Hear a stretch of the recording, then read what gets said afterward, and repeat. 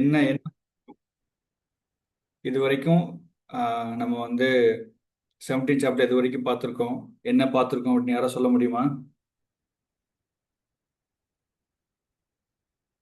ஹரே கிருஷ்ணா.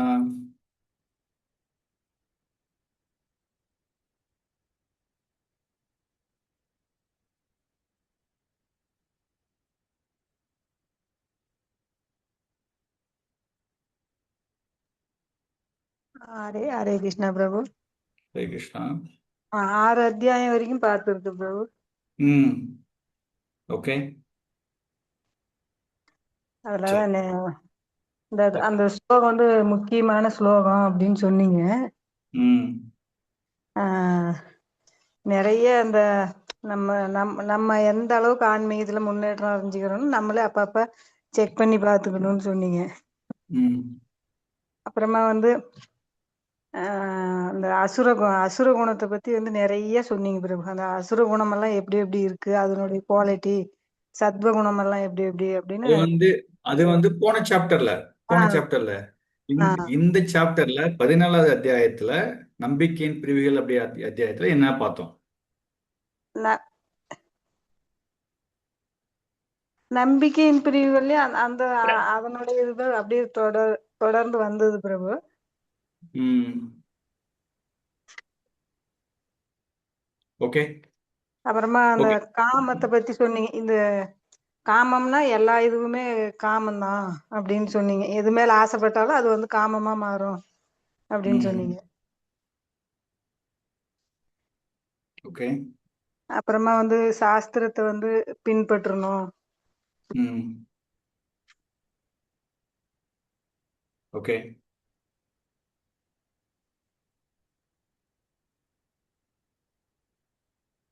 இந்த நம்ம குணத்தினுடைய சுபாவம், சத்வ குணம், ம்.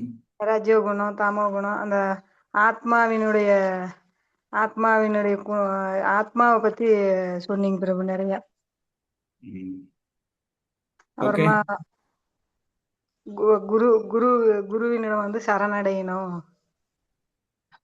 அப்புறமா சாஸ்திரத்து மேல நம்பிக்கை இல்லாதவர்கள் பத்தி சொன்னீங்க. ம். ஓகே. ஓகே. தேங்க்யூ மத்தாஜி. இன்னைக்கு நிறைய மற்ற சாப்டர்னு சொல்லியிருக்கீங்க, பரவாயில்ல. ஸோ நம்ம வந்து இந்த 14வது அத்தியாயத்தில் பார்த்தோம் அப்படின்னா நம்பிக்கையின் பிரிவுகளில் நம்ம அதுக்கு முன்னாடி வந்து அசுரர்களும் தெய்வீக குணங்களை பற்றி பார்த்தோம். தெய்வீக மற்றும் அசுர இயல்புகள் பற்றி பார்த்தோம். அதில் வந்து பகவான் சொல்லியிருந்தார் இல்லையா? ஸோ அதனோட கண்டினியூஷன் வந்து நம்ம 14வது அத்தியாயத்தில் என்ன மாதிரியெல்லாம் நம்ம வாழ்க்கையில் பார்க்குற விஷயங்கள் எல்லாமே பார்த்தீங்க அப்படின்னா வந்து எந்த மாதிரிலாம் இந்த 3 குணங்களால இருக்கு அப்படிங்கிறத பார்த்தோம் நம்ம. ஓகே. ஸோ ஃபர்ஸ்ட் ஸ்லோகத்தில் என்ன பார்த்தோம் அப்படின்னா வந்து ஆம், கிருஷ்ணர் சொல்றார், அர்ஜுனன் கேட்கிறார், சாஸ்திரங்களை வந்து விதிகளை பின்பற்றாமல் தங்களது கற்பனைக்கேற்ப வழிபடுபவர்களின் நிலை என்ன? அவர்கள் இருப்பது சத்துவ குணத்திலா, ரஜோ குணத்திலா, தமோ குணத்திலா அப்படின்னு கேள்வி கேட்கிறார். கரெக்டா? சாஸ்திரத்துல கொடுக்கப்படாத அதை வந்து அவங்க ஃபாலோ பண்ணாங்கன்னா அவங்க வந்து என்ன மாதிரி இருக்காங்க அப்படின்னு சொல்லிட்டு ஏன் இந்த கேள்வி கேட்கிறாரு அப்படின்னா 16வது அத்தியாயத்துல லாஸ்ட் ஸ்லோகத்துல கிருஷ்ணர் என்ன சொல்றாரு அப்படின்னா,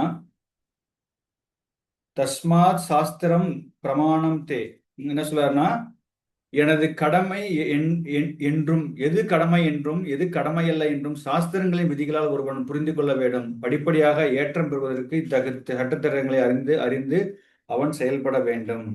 எது செய்யணும், எது கடமை, எது கடமை அல்ல அப்படிங்கிற விஷயத்த வந்து சாஸ்திரங்களின் விதிகளால் ஒருத்தங்க வந்து புரிஞ்சுக்கணும் அப்படின்னு சொல்லிட்டு கிருஷ்ணர் வந்து முன்னாடி சொல்லியிருப்பார் போன சாப்டர்ல. அதனால வந்து அர்ஜுனன் வந்து கேள்வி கேட்கிறார். இந்த பதத்துல என்ன கேள்வி கேட்கிறார் அப்படின்னா, அப்போ சாஸ்திரத்துல மேல வந்து ஆம், அந்த ரூல்ஸ், அந்த சாஸ்திரத்தை கொடுக்கப்படாத ரூல்ஸ்ல வந்து அவங்க ஃபெய்த்தா அவங்க நம்பிக்கை வச்சிருந்தாங்க அப்படின்னா அவங்க வந்து எதில் இருப்பாங்க? சத்துவ குணத்திலையா, ரஜோ குணத்திலையா, இல்ல தமோ குணத்திலையா அப்படின்னு சொல்லிட்டு இங்க வந்து ஆம், கேக்குறாரு. அதுக்கு வந்து 2வது பதத்துல வந்து ஆம், கிருஷ்ணர் என்ன சொல்றாரு அப்படின்னா, உடல் பெற்ற ஆத்மாவின் சுபாவத்திற்கு ஏற்ப அவனது நம்பிக்கை சத்வகுணம், ரஜோகுணம், தமோகுணம் என்று 3 வகைகளாக பிரிக்கப்படலாம். இனி இவற்றை பற்றி கேட்பாயாக. ஸோ முதல்ல வந்து இப்போ தன்னுடைய உடல் பெற்ற ஆத்மாவின் சுபாவத்திற்கேற்ப, தன்னோட சுபாவத்திற்கேற்ப வந்து அவன் வந்து இந்த 3 விதமான குணத்துல இருப்பாங்க அப்படின்னு சொல்லிட்டு பகவான் வந்து சொல்றார்.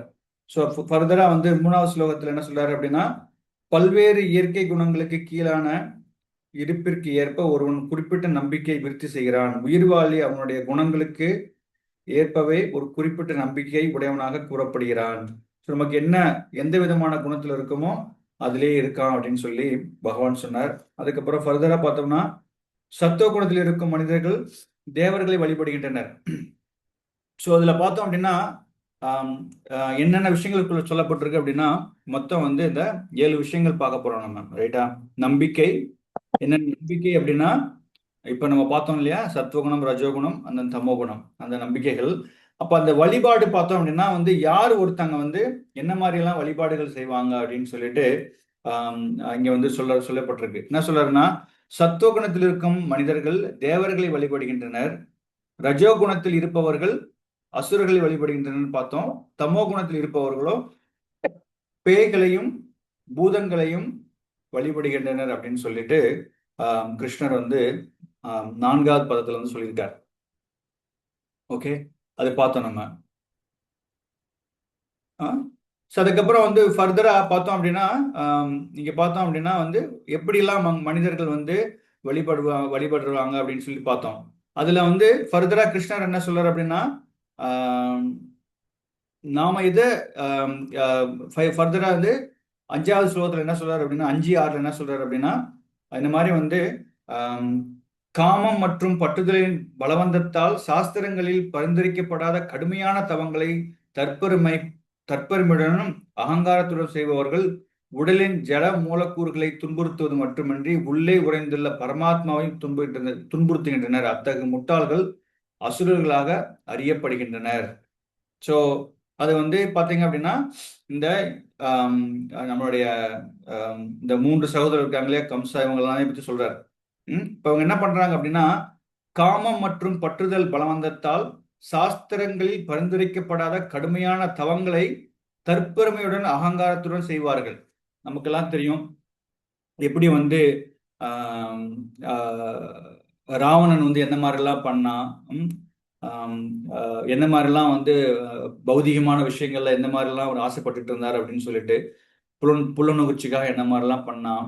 அதே மாதிரி கும்பகர்ணன், ரைட்? இந்த 3 பார்த்தீங்கன்னா சத்துவ குணத்துல. ஃபர்ஸ்ட் வந்து விபீஷணன் பார்த்தோம் அப்படின்னா, அந்த விபீஷணன் வந்து அவனுக்கு வந்து எது கரெக்டு எது தப்பு அப்படிங்கிறது வந்து டிஸ்கிரிமினேஷன் இருந்தது அந்த இதுல.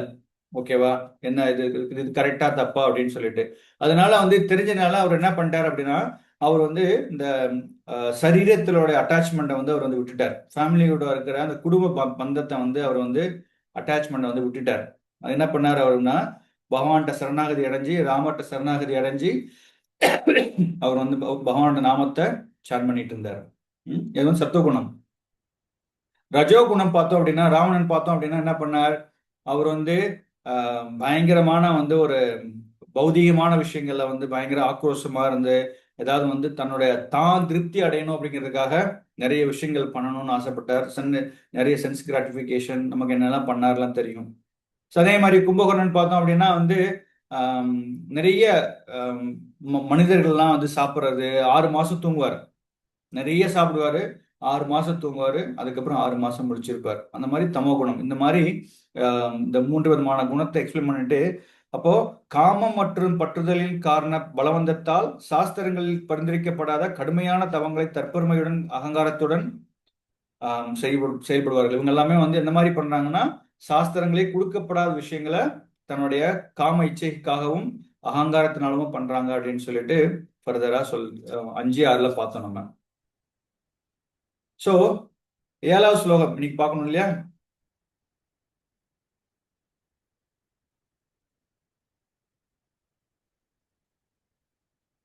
ஏழாவது ஸ்லோகம் யாரு படிக்கிறா?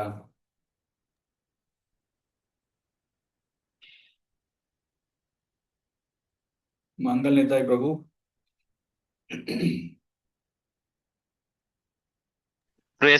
படிச்சலாம். ஆகாரஸ்வபி सर्वस्य आहारस्त्वपि सर्वस्य त्रिविधो भवति प्रियः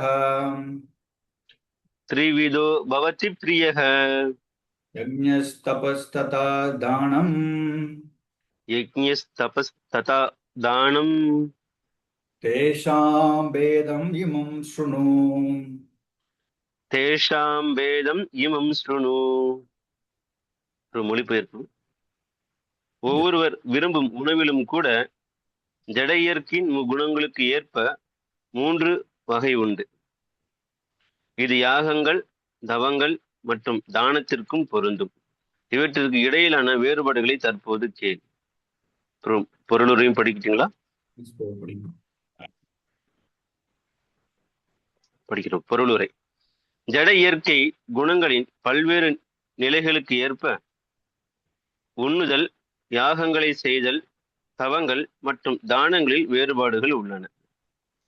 இவை அனைத்தும் ஒரே நிலையில் செய்யப்படுபவை அல்ல. எத்தகு செயல்கள் ஜட இயற்கையின் எத்தகு குணத்தை சார்ந்தவை என்பதை ஆராய்ந்து அறியக்கூடியவர்களே உண்மையில் விவேகம் உடையவர்கள். எல்லா விதமான யாகம், உணவு அல்லது தானமும் ஒன்றே என்று கருதுபவர்களால் விவேகத்துடன் செயல்பட முடியாது. அவர்கள் முட்டாள்கள். சில அமைப்பின் தொண்டர்கள் தான் விரும்பும் எதையும் ஒருவன் செய்யலாம் என்றும் அதனால் பக்குவத்தை அடைய முடியும் என்றும் வாதம் செய்கின்றனர். ஆனால் அத்தகு முட்டாள் வழிகாட்டிகள் சாஸ்திரங்களின் வழிகாட்டுதலுக்கு ஏற்ப செயல்படுவதில்லை. அவர்களே பாதைகளை உற்பத்தி செய்து பொதுமக்களை தவறாக வழிநடத்துகின்றனர். ஹரே கிருஷ்ணா. கிருஷ்ணா.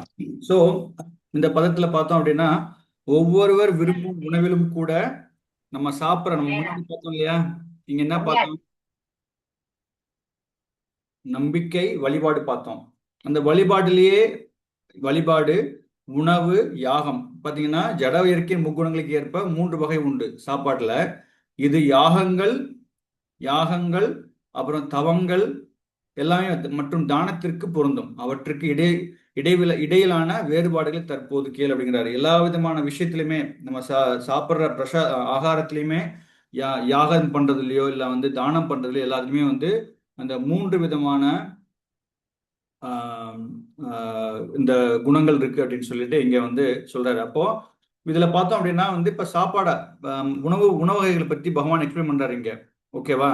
அப்போ உணவு வகைகள் பத்தி பார்த்தோம் அப்படின்னா நமக்கு ஃபர்தரா 8வது ஸ்லோகத்துல பார்க்கலாம். அதுக்கப்புறம் எக்ஸ்பிளைன் பண்றேன் நான். 8, 9, 10 இது பார்த்துடலாம். குருஜேஸ்வரி மாதாஜி. ஹரே கிருஷ்ண பிரபு. நான் படிக்கிறேன் பிரபு. மாதாஜி கொஞ்சம் ஒர்க்ல இருக்காங்க. ஓகே பிரபு. ஆயுஷத்வ சத்வ பலாரோக்ய ஆயுஷத்வ பலோரோக்ய சுக பிரீதி விவர்தனா சுக பிரீதி விவர்தனாः ரஷ்யாம் நிகிதா ஸ்திரீரா ரஷ்யா நிதிக்தா ஸ்திரியா ஹிருத்யா ஆஹார சாத்விக பிரியः ஸ்ருத்யா ஆஹார சாத்விக பிரியः. ஆயுளை நீடித்து வாழ்வை தூய்மைப்படுத்தி பலம், ஆரோக்கியம், சுகம் மற்றும் திருப்தியை கொடுக்கும் உணவு சத்வகுணத்தில் இருப்போருக்கு பிரியமானவை. இத்தகைய உணவு ரசமுள்ளவையாக, கொழுப்புச்சத்தும் ஊட்டச்சத்தும் மிக்கவையாக, இதயத்திற்கு இதமளிப்பவையாக உள்ளன. ஹரே கிருஷ்ணா. ஹரே கிருஷ்ணா. அடுத்த ஸ்லோகம் பார்க்கலாம். சுமித்ரா மாதாஜி. Yes, Prabhu.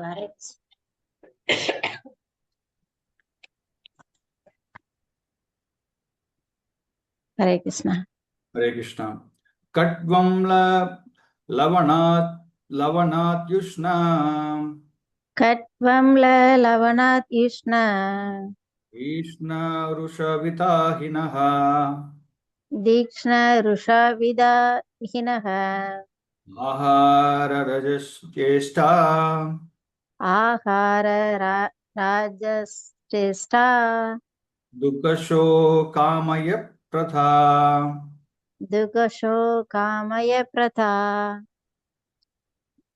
மிகவும் கசப்பான, மிகவும் புளிப்பான, உப்பு நிறைந்த, சூடான, காரமான, உலர்ந்த மற்றும் எரிகின்ற உணவுப் பொருட்கள் ரஜோகுணத்தில் இருப்பவர்களுக்கு விருப்பமானவையாகும்.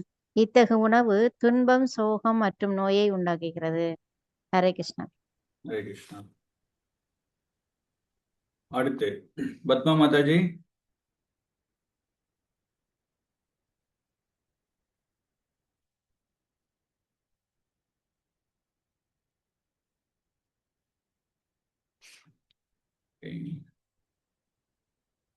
தினகரன் பிரபு.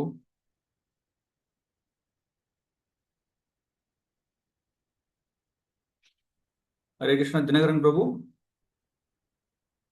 ஹரே கிருஷ்ணா பிரபு.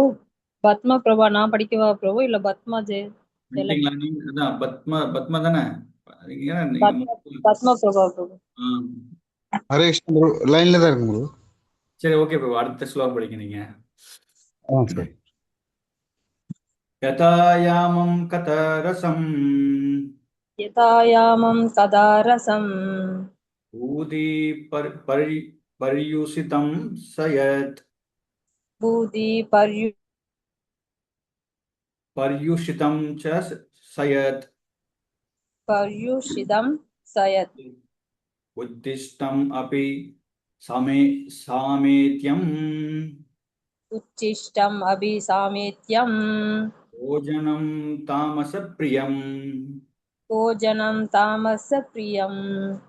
பொருளுரை: உண்பதற்கு 3 மணி நேரத்திற்கு முன்பே சமைக்கப்பட்ட சுவையற்ற பழைய ஊசி போன எச்சில் பட்ட தீண்டத்தகாத பொருட்களை கொண்ட உணவு தமோ குணத்தில் உள்ள மக்களால் விரும்பப்படுகின்றன. பொருளுரை படிக்கணுமா பிரபு? அப்புறம் படிக்கலாம் மத்தாஜி. ஸோ இப்போ வந்து பகவான் இங்க வந்து தெளிவா சொல்றார்.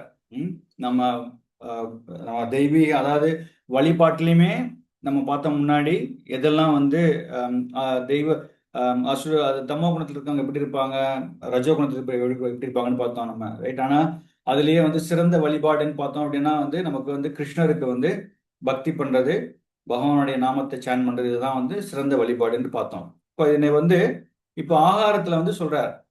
அப்போ ஆகாரத்துல வந்து 3 விதமான விஷயங்கள் இருக்கு, ரைட்டா? ஸோ இப்போ வந்து நமக்கு வந்து நம்ம எல்லாருக்குமே தெரியும் அந்த என்ன நம்ம சாப்பிட்றோமோ அதுதான் வந்து நமக்கு வந்து ஆகாரம் வந்து நமக்கு வந்து நம்முடைய உடம்புல இருக்கிற மனசுக்கு அதுதான் வந்து மருந்து. நம்ம சாப்பிட்ற சாப்பாடு தான் வந்து நமக்கு வந்து மருந்தா இருக்கு. அப்போ நமக்கு என்ன ஆயிடும் அப்படின்னா, நம்ம வந்து என்ன விதமான சாப்பாடெல்லாம் சாப்பிட்றோமோ அந்த மாதிரி வந்து நம்ம சரீரத்திலையுமே வந்து அந்த மாதிரி ஒரு எஃபெக்ட் வந்து நமக்கு வந்து காமிக்கும். ஓகே, நம்ம எல்லாருமே எக்ஸ்பீரியன்ஸ் பண்ணியிருப்போம் நம்ம, ஓகேவா? ஸோ இப்போ பார்த்தோம் அப்படின்னா ஒரு ஆயிலியான ஃபுட்டு நம்ம சாப்பிட்டோம் அப்படின்னா ஹெவியா, இங்க பாத்தீங்கன்னா அது இந்த மாதிரி இந்த பன்னீர்ல ஏதோ போட்டுருக்காங்க பாருங்க, ஏதோ இருக்கு. இப்போ இந்த மாதிரி ஆயிலியான ஃபுட்டெல்லாம் சாப்பிட்டோம் அப்படின்னா வந்து அப்படியே வந்து என்ன சொல்றது, ஒரு மாதிரி லேசியா இருக்கிறது, சோம்பேறித்தனமா இருக்கிறது. அப்புறம் வந்து இந்த மாதிரி இந்த பச்சை மிளகா இதெல்லாம் சாப்பிட்டோம் அப்படின்னா ரொம்ப கோவம் வர்றது, இதெல்லாமே தெரியும் நமக்கு. இந்த மாதிரி சாப்பாடுலாம் சாப்பிட்டோம்னா எந்த மாதிரி இருக்கும் அப்படின்னு சொல்லிட்டு. ஸோ இங்க கிருஷ்ணர் என்ன சொல்றாரு அப்படின்னா, இந்த 3 விதமான இதுல வந்து சத்துவகுணம், தமோகுணம், அந்த சத்துவகுணம், ரஜோகுணம், தமோகுணம் பார்த்தோம். அந்த சத்துவகுணத்துல இருந்தது என்ன சொல்றாரு அப்படின்னா, எட்டாவது சொல்றது என்ன சொல்றாரு, ஆயிலை நீடித்து, ரைட்? இது வந்து சாப்பிட்றதுனால என்ன கிடைக்கும் அப்படின்னு சொல்றாரு. ஆயிலை நீடித்து, வாழ்வை தூய்மைப்படுத்தி, பலம், ஆரோக்கியம், சுகம் மற்றும் திருப்தியை கொடுக்கும் உணவு. ஓகேவா? அது என்ன இருக்குன்னா, அது வந்து நிறைவானது, அதாவது நெடிய வாழ்வு, ரொம்ப நாள் ஆயிலை நீடிக்கும் நமக்கு. இந்த மாதிரி சாப்பிட்டோம்னா என்ன மாதிரி சாப்பிடுவோம்னா, அந்த மாதிரி சாப்பாடு எப்படி இருக்கும் அப்படின்னா, ரசம் உள்ளவை, ரசம் அதாவது சாறு நிறைந்தது இருக்கும், கொழுப்பு சத்தும் ஊட்டச்சத்தும் மிக்கவையுமாக இதயத்திற்கு இதமளிப்பவையாக உள்ளது, ரைட்டா? இந்த மாதிரி நம்ம சாப்பிட்டோம் அப்படின்னா அது என்ன கிடைக்கும் அப்படின்னா, அதனோட விளைவு என்ன அப்படின்னா, நமக்கு வந்து ஆயிலை நீடிக்கிறது, வாழ்வை தூய்மைப்படுத்துறது, பலம், ஆரோக்கியமாக நம்ம வந்து நோயின்றி இருத்தல், இதெல்லாமே நமக்கு வந்து சுகம் மற்றும் திருப்தியை கொடுக்கும் உணவு. இப்போ நம்ம சாத்வீகமா சாப்பிட்டோம் அப்படின்னா நம்ம வந்து நமக்கு எந்த மாதிரி கிடைக்கும், இந்த மாதிரிலாம் கிடைக்கும். அது என்னென்னு பார்த்தோம் அப்படின்னா வந்து நமக்கு வந்து மில்க் ப்ராடக்ட்டு, அப்புறம் வந்து ரைஸு, கோதுமை, ஃப்ரூட்ஸு, வெஜிடபிள்ஸ், இதெல்லாமே பட்டர், சீஸு, இதெல்லாமே வந்து சாப்பிட்டோம் அப்படின்னா இதெல்லாமே வந்து சாத்வீகமான உணவு அப்படின்னு சொல்லப்பட்டிருக்கு. இதே வந்து நம்ம வந்து ரஜோகுணத்துல சாப்பாடு சாப்பிட்டோம் அப்படின்னா அது கிருஷ்ணர் வந்து 9வது சொல்றார், மிகவும் கசப்பான, மிகவும் புளிப்பான, கசப்பு அதிகமா சேர்க்கறது, புளிப்பு அதிகமா சேர்க்கறது, ரைட்டா? நம்ம சில மக்கள்லாம் என்ன பண்ணுவாங்கன்னா தக்காளி ரசம் அப்படி பண்றேன்னு சொல்லிட்டு தக்காளியை கொட்டி போடுவாங்க, புளியை அதிகமா போடுறது, இந்த மாதிரி வந்து நிறைய, இல்லாட்டி கசப்பு அதிகமா சேர்க்கறது, ரைட்டா? ஏதாவது பண்றாங்க அப்படின்னா கசப்பு அதிகமா சேர்க்கறது. அதனாலதான் வந்து நம்ம பாவக்காய் சமைக்கும் போதெல்லாம் என்ன பண்ணுவாங்கன்னா நம்ம மாதாஜிங்க என்ன பண்ணுவாங்கன்னா அதுல வந்து வெல்லமோ ஏதாவது வந்து கொஞ்சம் போடுவாங்க, ரைட்டா? அப்போ அதிகமான கசப்பும் சாப்பிட்றதும், அப்புறம் புளிப்பா சாப்பிட்றது, உப்பு நிறைந்தது, ரொம்ப உப்பு சால்ட் போடுறது, அதிகமா சால்ட் போட்டு சாப்பிடுவாங்க. நம்ம வீட்லயே எக்ஸ்பீரியன்ஸ் பண்ணியிருப்போம். வந்து யாராவது ஒருத்தர் வந்து எனக்கு உப்பே இல்லை அப்படிம்பாங்க, உப்பு போட்டோம் அப்படின்னா இன்னொருத்தருக்கு வந்து உப்பு அதிகமா இருக்கும், ரைட்டா? அதனால உப்பு அதிகமா சாப்பிட்றது, அப்புறம் சூடா சாப்பிட்றது, சூடா காரமா, அப்புறம் உலர்ந்த மற்றும் எரிகின்ற உணவுப் பொருட்களை ரஜோகுணத்தில் இருப்பவர்களுக்கு விருப்பமானதாகும். இப்போ சிலர்லாம் பார்த்தோம் அப்படின்னா அப்படியே சூடா சாப்பிடுவாங்க, அப்படியே அப்படியே அந்த அடுப்புல இருந்து அப்படியே வருது அப்படின்னா அப்படியே அப்படியே வச்சுட்டு சிலர்லாம் சாப்பிடுவாங்க. அதேங்க நம்ம சில இந்த ஏதோ இந்த கேக், ஐஸ்கிரீமா கேக்கோ சம்திங் ஏதோ அப்படியே சூடா ஒன்று ஏதாவது வரும், அதை அப்படியே எடுத்து சாப்பிடுவாங்க, அந்த மாதிரிலாம் சாப்பிடுவாங்க. அதெல்லாமே எதுல இருக்கு அப்படின்னா வந்து ரஜோகுணத்துல இருக்கு. ஸோ இதெல்லாமே சாப்பிட்றாங்க. என்னன்னா என்ன வரும் அப்படின்னா இந்த மாதிரி சாப்பிட்டோம்னா என்ன கிடைக்கும் அப்படின்னு சொல்லி கிருஷ்ணர் சொல்றாரு, விருப்பமானதாகும். இத்தகைய உணவு துன்பம், சோகம் மற்றும் நோயை உண்டாக்குகிறது. நமக்கு வந்து வியாதியை கொடுக்கும். நமக்கு வந்து இதனால வந்து காரம் அதிகமா சாப்பிட்றதுனால வயிறு வந்து ஏதாவது பிரச்சனை ஆகி அதுல ஏதாவது நமக்கு வந்து நோய்கள் உண்டாக்க வாய்ப்புகள் இருக்கு, இல்லாட்டி துன்பம், சோகம் இதெல்லாம் நடக்கிறதுக்கு வாய்ப்புகள் இருக்கு அப்படின்னு சொல்லிட்டு பகவான் வந்து சொல்றாரு. அடுத்து தமோ குணத்துல இருக்க அவங்களுக்கு சாப்பிட்ற ஆகாரத்தை பத்தி சொல்றாரு பகவான், ரைட்டா? ஸோ என்ன ஆயிடும் அப்படின்னா சாரி இதுலயே வந்து என்ன ஆயிடும் அப்படின்னா இப்போ வந்து டிஸ்ட்ரெஸ் எல்லாம் நமக்கு துன்பம் வருது அப்படின்னா இந்த மாதிரி சாப்பாடுலாம் சாப்பிடும் போது என்ன ஆகுதுன்னா ரொம்ப கசப்போ புளிப்போ சாப்பிடும் போது என்ன ஆயிடும் அப்படின்னா நமக்கு வந்து ஒரு மாதிரி ஒரு துன்பமயமா ஏற்பட்டுரும், ரைட்டா? சில நம்ம டாக்டர்கிட்ட போய் சொல்லுவாங்க, நம்ம நிறைய நான் வந்து சுகர் எடுத்துக்கிறேன், இல்லை நிறைய புளிப்பு சாப்பிட்றேன். டாக்டர் சொல்றேன்னு சொல்லுவாங்க, அப்பா நீ வந்து இன்னிலிருந்து நீ சுகர் சேர்க்காத, புளிப்பை சேர்க்காத, காரம் சேர்க்காதன்னு சொல்லி டாக்டர் சொல்லுவாங்க, கரெக்டா? ஸோ இதெல்லாமே வந்து நமக்கு துன்பத்தை கொடுக்குதா? அதுக்கப்புறம் வந்து நம்ம வந்து மற்ற மாதிரி சாப்பிட்டோம்னா இது மாதிரி ரொம்ப சூடா சாப்பிடலாம் சாப்பிட்டோம்னா நமக்கு வந்து அது வந்து துயரத்தையும் கொடுக்கும், ரைட்டா? நிறைய நம்ம வந்து கஷ்டங்களை அனுபவிப்போம், நம்ம இது மாதிரிலாம் இருக்கு, ரைட்? அதே மாதிரி தமோ குணத்துல சாப்பிட்றோம் என்ன இருக்குன்னா சுவையற்றது, அழுகி போனது, தீண்டத்தகாதது. என்ன சொல்றாரு அப்படின்னா நேரத்துக்கு முன்பே சமைக்கப்பட்ட உணவு. நம்ம வந்து எப்படி சாப்பிடணும் பகவான் என்ன சொல்றாரு அப்படின்னா நம்ம வந்து 3 ஹவர்ஸ்க்கு முன்னாடி சமைச்சதை சாப்பிட்டாலே வந்து அது தமோ குணம் தான் அப்படிங்கிறாரு. அப்ப நம்ம எப்படி சாப்பிடணும் அப்படின்னா வந்து ஃப்ரெஷ்ஷா சமைச்சு பகவானுக்கு நைவேத்தியம் பண்ணி சாப்பிடணும், ஓகேவா? அது மட்டும் இல்லாம சுவையற்ற, பழைய, ஊசி போன, எச்சில் பட்ட, தீண்டத்தகாத பொருட்களை கொண்ட உணவு தமோ குணத்தில் உள்ளது, மக்களால் விரும்பப்படுகின்றன. இப்போ தமோ குணத்தில் நான் இருந்தேன் அப்படின்னா அது என்ன நடக்கும் அப்படின்னா இதை வந்து இந்த மாதிரி சாப்பிடுவேன் நான். சுவையற்றது, டேஸ்டே இல்லைன்னா ஊசி போனது, ஃப்ரிட்ஜில் வச்சிருப்பேன். ஃப்ரிட்ஜில் வச்சு என்ன பண்ணுவோம் அப்படின்னா நம்ம வந்து 1 வாரத்துக்கு சாம்பார் வச்சிருவாங்க சிலர்லாம். இப்போ மாதாஜி வந்து பிரேமமய மாதாஜி இருக்காங்களே, அவங்க யூஎஸ்லாம் பார்த்தோம் அப்படின்னா அவங்க என்ன பண்ணுவாங்கன்னா சாம்பாரெல்லாம் வந்து ஹஸ்பண்ட் ஒய்ஃபும் 2 பேரும் வேலை செய்வாங்க. அவங்க என்ன பண்ணுவாங்க, சாம்பாரெல்லாம் வந்து மொத்தமாக 1 வாரத்து சனி ஞாயிறுல வந்து சமைச்சிருவாங்க. அதே தான் வந்து சூடு பண்ணி அவங்க திங்கக்கிழமைலேருந்து ஃப்ரைடே வர வரைக்கும் அதே தான் வந்து சூடு பண்ணி சாப்பிட்டுட்டே இருப்பாங்க. ஸோ இது எல்லாமே பார்த்தீங்க அப்படின்னா ஊசி போனது, இதெல்லாம் வந்து ஃப்ரிட்ஜில் வச்சு சாப்பிட்டோன்னு நமக்கே தெரியும். ஃப்ரிட்ஜில் வச்சு சாப்பிட்டு சூடு பண்ணி சாப்பிட்டோம் அப்படின்னா நமக்கு டேஸ்ட் வேற மாதிரி இருக்கும். ஃப்ரெஷ்ஷாக நம்ம வந்து சமைச்சு பகவானுக்கு நைவேத்தியம் பண்ணி சாப்பிட்டு அந்த நம்ம பிரசாதத்தையே வந்து நீங்க வந்து சாம்பாரை திருப்பி சூடு பண்ணி இன்னொரு தடவை சூடு பண்ணி சாப்பிட்டீங்கன்னா உங்களுக்கு வந்து டேஸ்ட் வந்து வேற மாதிரி இருக்கும். கரெக்டா? நம்ம எல்லாருமே எக்ஸ்பீரியன்ஸ் பண்ணியிருப்போம்.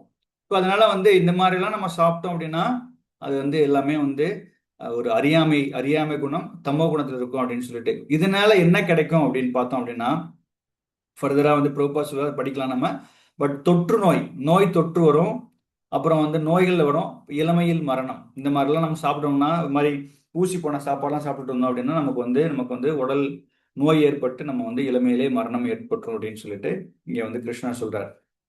பொருளுரையில உணவின் நோக்கம் ஆயுளை நீடித்து மனதை தூய்மைப்படுத்தி உடல் பலத்தை வளப்படுத்துவதாகும். எதுக்காக சாப்பிட்றோம்? நம்ம சாப்பிட்றதே வந்து நமக்கு வந்து ரொம்ப நாள் வாழணும், ஆகாரம் இருந்தால் தான் நம்ம வந்து இந்த ஜீவனம் பண்ண முடியும். அதனால ஆயுளை நீடித்து மனசை தூய்மைப்படுத்தணும். நம்ம சாப்பிட்ற சாப்பாடு வந்து நம்ம வந்து சாத்விகமா சாப்பிட்டோம்னா மனசு தூய்மையா இருக்கும். இதே மாதிரி ரஜோகுணமோ தமோ குணமோ சாப்பிட்டோம்னா நமக்கு வந்து தூய்மைப்படுத்துமானா தூய்மைப்படுத்தாது. அதனால வந்து நம்ம வந்து சாத்விகமான சாப்பாடு சாப்பிடணும். உடலை பலத்தை வளப்படுத்துவதாகும். உணவின் ஒரே குறிக்கோள் இதுவே. அதுக்காக தான் சாப்பிட்றோம். நம்ம ஸ்ட்ரென்த் வரணும்னு சொல்றோம் இல்லையா, டாக்டர் சொல்லுவாரு இது சாப்பிட்டீங்கன்னா ஹெல்த்தியான ஃபுட்டு சாப்பிட்டோம்னா ஹெல்த்தியா இருப்பீங்க அப்படின்னு சொல்லிட்டு. அப்ப இதுதான் நமக்கு வந்து குறிக்கோள். கடந்த காலத்தின் பெரும் முனிவர்கள் வாழ்நாளை அதிகரிக்க கூடியதும் உடல் ஆரோக்கியத்திற்கு உதவக்கூடியமான பால் பொருட்கள், சர்க்கரை, அரிசி, கோதுமை, பழங்கள் மற்றும் காய்கறிகள் உணவாக தேர்ந்தெடுத்தனர். இத்தகைய உணவு சத்துவ குணத்தில் இருப்பவர்களுக்கு மிகவும் பிரியமானது. இந்த மாதிரிலாம் சாப்பிட்டோம் அப்படின்னா இதெல்லாம் வந்து சத்துவ குணத்தில் இருக்கவங்களுக்கு வந்து ரொம்ப ரொம்ப பிரியமானது அப்படின்னு சொல்லிட்டு இங்க கிருஷ்ணர் சொல்றார். சமைக்கப்பட்ட சோளம், வெள்ளப்பாகு முதலிய இதர உணவு நேரடியாக உண்பதற்கு உகந்தவையாக இல்லாவிடிலும் பால் அல்லது வேறு உணவுப் பொருட்களுடன் கலக்கப்பட்டு சுவையூட்டப்படுகின்றன. அதன் பின்னர் அவையும் சத்துவ குணத்தில் இருப்பவையாக விடுகின்றன. இந்த உணவுப் பொருட்கள் யாவும் இயற்கையிலேயே மிகவும் தூய்மையானவை. தீண்டத்தகாத பொருட்களான மது, மாமிசம் முதலியவற்றிலிருந்து இவை முற்றிலும் வேறுபட்டவை. 8வது ஸ்லோகத்தில் குறிப்பிட்டுள்ள கொழுப்பு சத்துமிக்க உணவிற்கும் மிருகங்களை கொல்வதால் அடையப்படும் கொழுப்பிற்கும் எந்த தொடர்பும் இல்லை. எல்லா உணவிலும் மிக சிறந்ததான பாலின உருவில் மிருகத்தின் கொழுப்பை நமக்கு கிடைக்கிறது. பால், வெண்ணெய், பாலாடை கட்டி முதலிய பொருட்களை மிருகத்தின் கொழுப்பை அப்பாவி மிருகங்களை கொல்வதற்கான தேவை எதுவுமின்றி வழங்குகின்றன. ஸோ நம்ம வந்து சிலர் என்ன சொல்லுவாங்க அப்படின்னா வந்து சில ஊட்டச்சத்துக்களுக்காக வந்து என்ன பண்ணுவாங்கன்னா, நீங்க வந்து டாக்டர் அட்வைஸ் பண்ணுவாங்க, நீங்க வந்து சின்ன குழந்தைங்களுக்குலாம் வந்து நீங்க அது சாப்பிடுங்க, இது சாப்பிடுங்க, அப்படின்னா எக்கு சாப்பிடலாம், அது சாப்பிடலாம்னு சொல்லுவாங்க. பட் அது எல்லாமே தேவையில்லை, ரைட்? எல்லாமே வந்து நமக்கு அந்த பால், கிருஷ்ணர் என்னெல்லாம் சாப்பிட்டாரோ பால், வெண்ணெய், அதுல இல்லாத வந்து ஊட்டச்சத்துக்கள்லாம் எதுவுமே இல்லை, ரைட்? அதனால அதெல்லாம் சாப்பிட்டுக்கலாம் அப்படின்னு சொல்லப்படுது. அதனால அதுக்காக வந்து நீங்க வந்து விலங்குகளை வந்து வதம் பண்ணி அந்த மாதிரி பண்ணணும்னு கிடையாது. இதுலயே எல்லா விதமான சத்துக்களுமே கிடைக்குது அப்படின்ட்டு இங்க சொல்றாரு. மிருகவதை நடைபெறுவதற்கு ஒரே காரணம் கொடூர மனப்பான்மையே. எதுக்காக பண்றோம் அப்படின்னா நம்மளோட மென்டாலிட்டி எப்படி இருக்குன்னா, கொடூரமா இருந்ததுன்னா இது அதனாலதான் வந்து மற்ற விலங்குகளை வந்து நம்ம வந்து வதங்கள் பண்றோம். தேவையான கொழுப்புச்சத்தை பாலின் மூலம் பெறுவது நாகரிகமான வழிமுறை. மிருகங்களை கொல்வது காட்டு மிராண்டித்தனம். பட்டாணி, பருப்பு, கோதுமை முதலியவற்றில் புரதச்சத்து தாராளமாக உள்ளன. கோதுமையிலையும் நிறைய பருப்பெல்லாம் இருக்கு இல்லையா, என்ன சொல்றது, இந்த பருப்பு வகையிலெல்லாம் சாப்பிட்டோம் அப்படின்னா அதுல நிறைய சத்துக்கள்லாம் இருக்கு அப்படின்னு சொல்லிட்டு இங்க வந்து கிருஷ்ணன் சொல்றாரு. அப்புறம் கசப்பான, உப்பு கரிக்கின்ற, மிகவும் சூடான அல்லது மிளகாய் அதிகமாக சேர்க்கப்பட்ட உணவுப் பொருட்கள் வயிற்றில் உள்ள கபத்தை குறைத்து வியாதிக்கு வழிவகுத்ததால் துன்பத்தை கொடுக்கின்றன. இவை ரஜோகுணத்தின் உணவாகும். பழைய உணவு இருளான தமோ குணத்தை சேர்ந்தது. சாப்பிடுவதற்கு 3 மணி நேரத்துக்கு முன்பு சமைக்கப்பட்ட எந்த உணவும் இறைவனுக்கு படைக்கப்பட்ட பிரசாதத்தை தவிர தமோ குணத்தில் இருப்பதாகவே கருதப்படுகிறது. ஊசி போவதால் துர்நாற்றத்தை தரும் அத்தகைய உணவு தமோ குணத்தில் இருக்கும்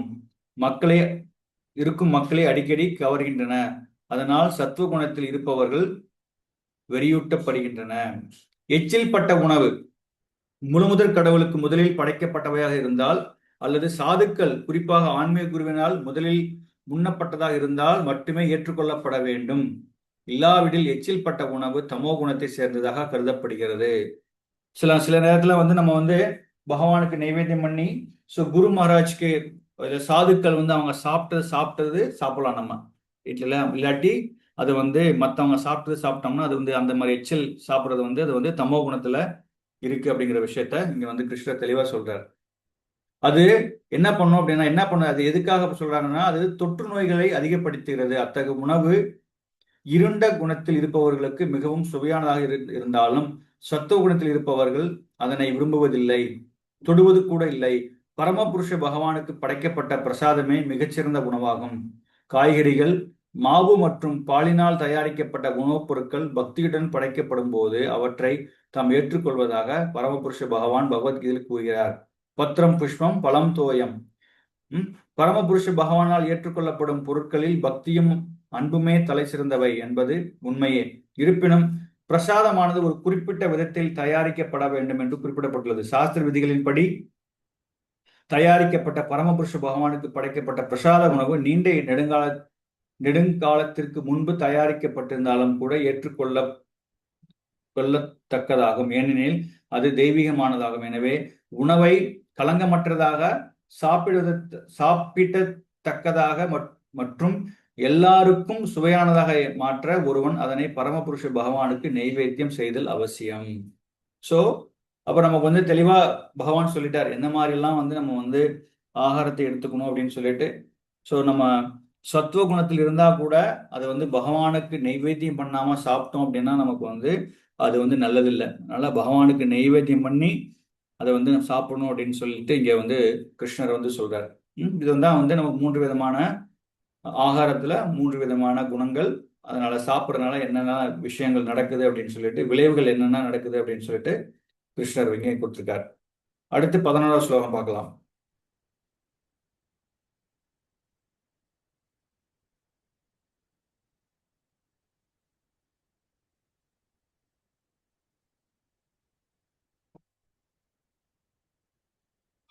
யாரு? தினகரன் பிரபு, நீங்க படிக்கிறேன்னு சொன்னீங்க இல்லையா? ஆமாங்க ப்ரோ, நான் தான் படிக்கணும் இப்போ.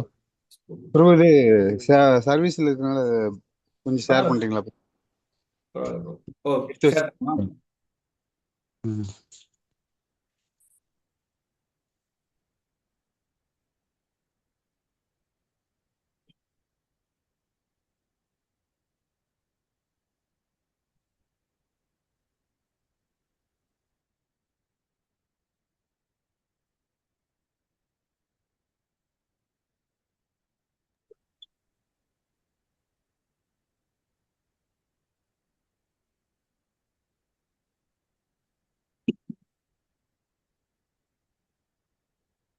கிருஷ்ணா பிரபு.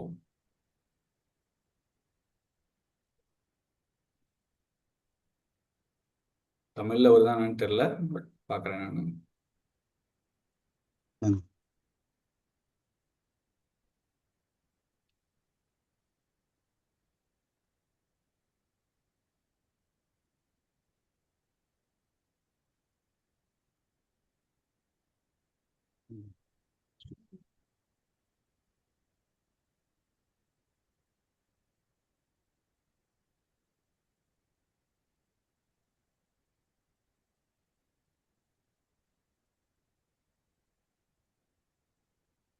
தெரியுதா?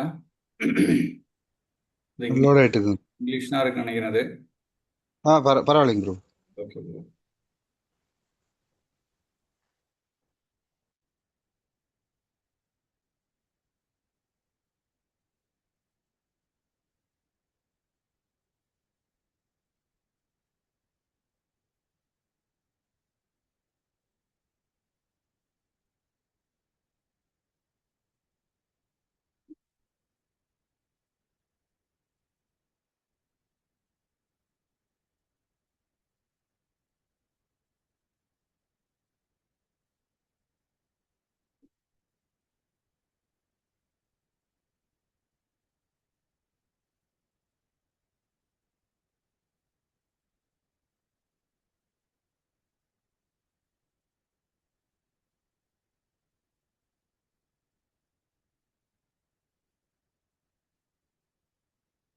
Sorry Prabhu, I think power cut ஆனதுனால அது சுவிட்ச் ஆஃப் ஆயிடுத்து. நான் இன்னொரு லேப்டாப்ல கனெக்ட் பண்ணியிருக்கேன்.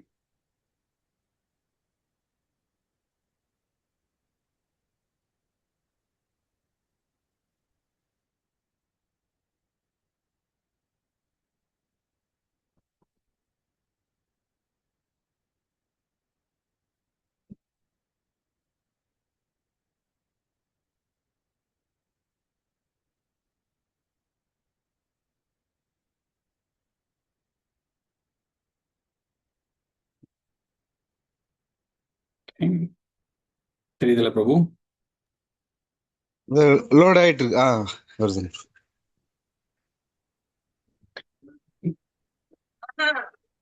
Okay bro. சரி.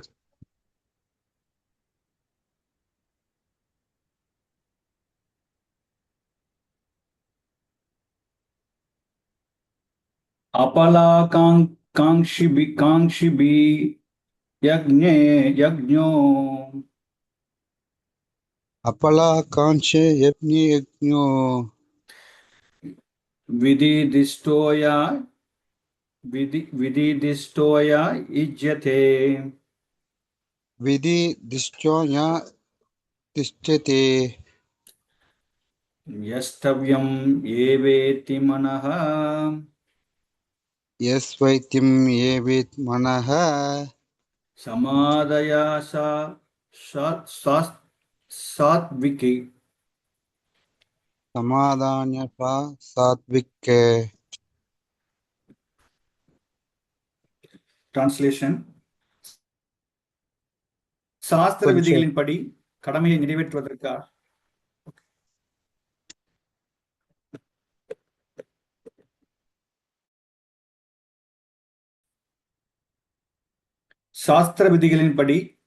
நிறைவேற்றுவதற்காக பலனை எதிர்பார்க்காத நபர்கள் செய்யப்படும் யாகம் சத்துவகுணத்தை சார்ந்ததாகும்.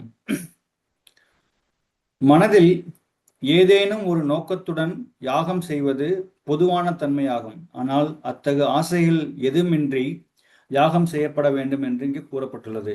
அது கடமையை நிறைவேற்றுவதற்காக செய்யப்பட வேண்டும். கோயில்களிலோ தேவாலயங்களிலோ செய்யப்படும் சடங்குகளை உதாரணமாக எடுத்துக்கொள்வோம். அவை பெரும்பாலும் ஏதேனும் ஒரு பௌதீக லாபத்தை நோக்கமாக கொண்டு செயல்படுகின்றன. எனவே அது சத்துவகுணத்தில் செய்யப்படுவே அல்ல. ஒருவன் தன்னுடைய கடமையின் பொருட்டு கோவிலுக்கோ தேவாலயத்துக்கோ செல்ல வேண்டும். பரமபுருஷ பகவானுக்கு மரியாதை செலுத்த வேண்டும். எந்த ஒரு பௌதீக நன்மையையும் எதிர்பார்க்காமல் மலர்களையும் உணவுப் பொருட்களையும் அர்ப்பணிக்க வேண்டும். கடவுளை வழிபடுவதற்காக மட்டும் கோயிலுக்கு செல்வதில் எந்த பலனும் இல்லை என்று ஒவ்வொருவரும் நினைக்கின்றனர். ஆனால் கடவுளை பொருளாதார நன்மைக்காக வழிபடுவதை சாஸ்திர விதிகள் பரிந்துரைக்கப்படுவதில்லை.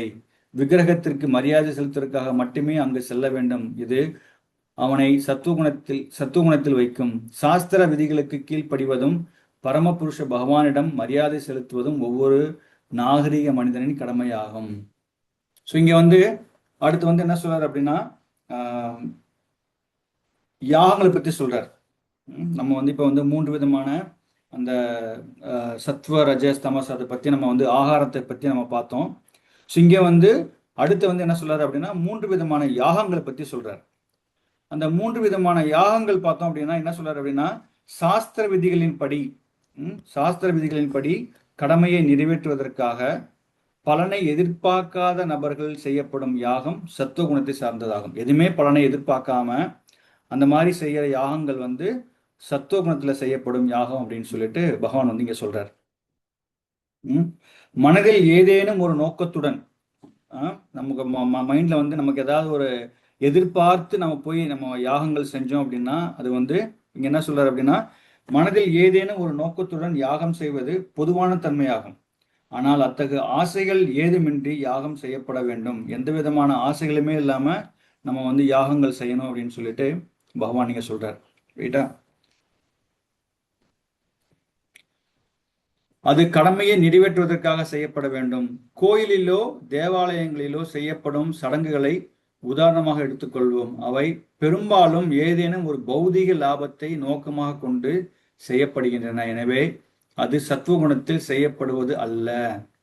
அப்போ சத்துவ குணத்துல செய்யப்படுவதில்லை அப்படின்னா என்ன அர்த்தம் அப்படின்னா, நம்ம ஏதாவது நம்ம ஒரு பௌதிக நோக்கத்திற்காக நம்ம பண்ணணும் அப்படின்னா, அந்த மாதிரி ஏதாவது எதிர்பார்த்துட்டு நம்ம பண்ணணும் அப்படின்னா அது வந்து சத்துவ குணத்துல இல்லை அப்படின்னு சொல்லிட்டு இங்க வந்து பிரபுபாத் தெளிவா சொல்றார். ஒருவன் தன்னுடைய கடமையின் பொருட்டு கோயிலுக்கு தேவாலயங்களுக்கு செல்ல வேண்டும். பரமபுருஷ பகவானுக்கு மரியாதை செலுத்த வேண்டும். எந்த ஒரு பௌதிக நன்மையும் எதிர்பார்க்காமல் மலர்களையும் உணவுப் பொருட்களையும் அர்ப்பணிக்க வேண்டும். கடவுளை வழிபடுவதற்காக மட்டும் கோயிலுக்கு செல்வதில் எந்த பலனும் இல்லை என்று ஒவ்வொருவருக்கும் நினைக்கின்றனர். ஆனால் கடவுளை பொருளாதார நன்மைக்காக வழிபடுவதை சாஸ்திர விதிகள் பரிந்துரைக்கப்படுவதில்லை. நான் வந்து இன்னைக்கு பகவான்கிட்ட போய் எனக்கு அது கொடு இது கொடுன்னு அப்படின்னு கேட்டேன் அப்படின்னா அது வந்து நமக்கு வந்து சரியில்லை. அந்த மாதிரி பண்ணக்கூடாதுன்னு சொல்லப்பட்டிருக்கு. அதனால வந்து மரியாதை செலுத்துவதற்காக விக்கிரகத்திற்கு டிடிஸ், நம்ம டெம்பிள்ல வந்து டிடிஸ் இருக்காங்கன்னா அவங்களுக்கு ரெஸ்பெக்ட் பண்றதுக்காக நம்ம வந்து என்ன பண்ணணும், அங்க செல்ல வேண்டும். அது வந்து என்ன பண்ணணும், நம்மளை சத்துவ குணத்தில் வைக்கும். சாஸ்திர விதிகளுக்கு கீழ்ப்படிவதும் பரமபுருஷ பகவானிடம் மரியாதை செலுத்துவதும் ஒவ்வொரு நாகரீக மனிதனின் கடமையாகும். ரைட்டா? அப்போ வந்து நம்ம வந்து உண்மையிலேயே நம்ம நாகரீகமா இருக்கோம் அப்படின்னா என்ன அர்த்தம் அப்படின்னா, நம்ம வந்து பகவானுக்கு பக்தி பண்ணிட்டு இருக்கோம் அப்படின்னா நம்ம என்ன பண்ணணும்னா பகவானுக்கு மரியாதை செலுத்தணும். எப்பவுமே வந்து சாஸ்திரங்களை நம்ம வந்து பின்பற்றி செல்லணும் அப்படின்னு சொல்லிட்டு இங்கே கொடுக்கப்பட்டிருக்கு இந்த ஸ்லோகத்துல. அடுத்து 12வது ஸ்லோகத்துல யாரு படிக்கிறார்?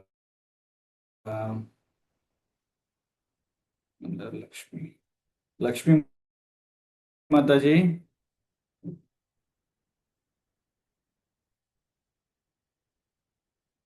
இருக்கீங்களா?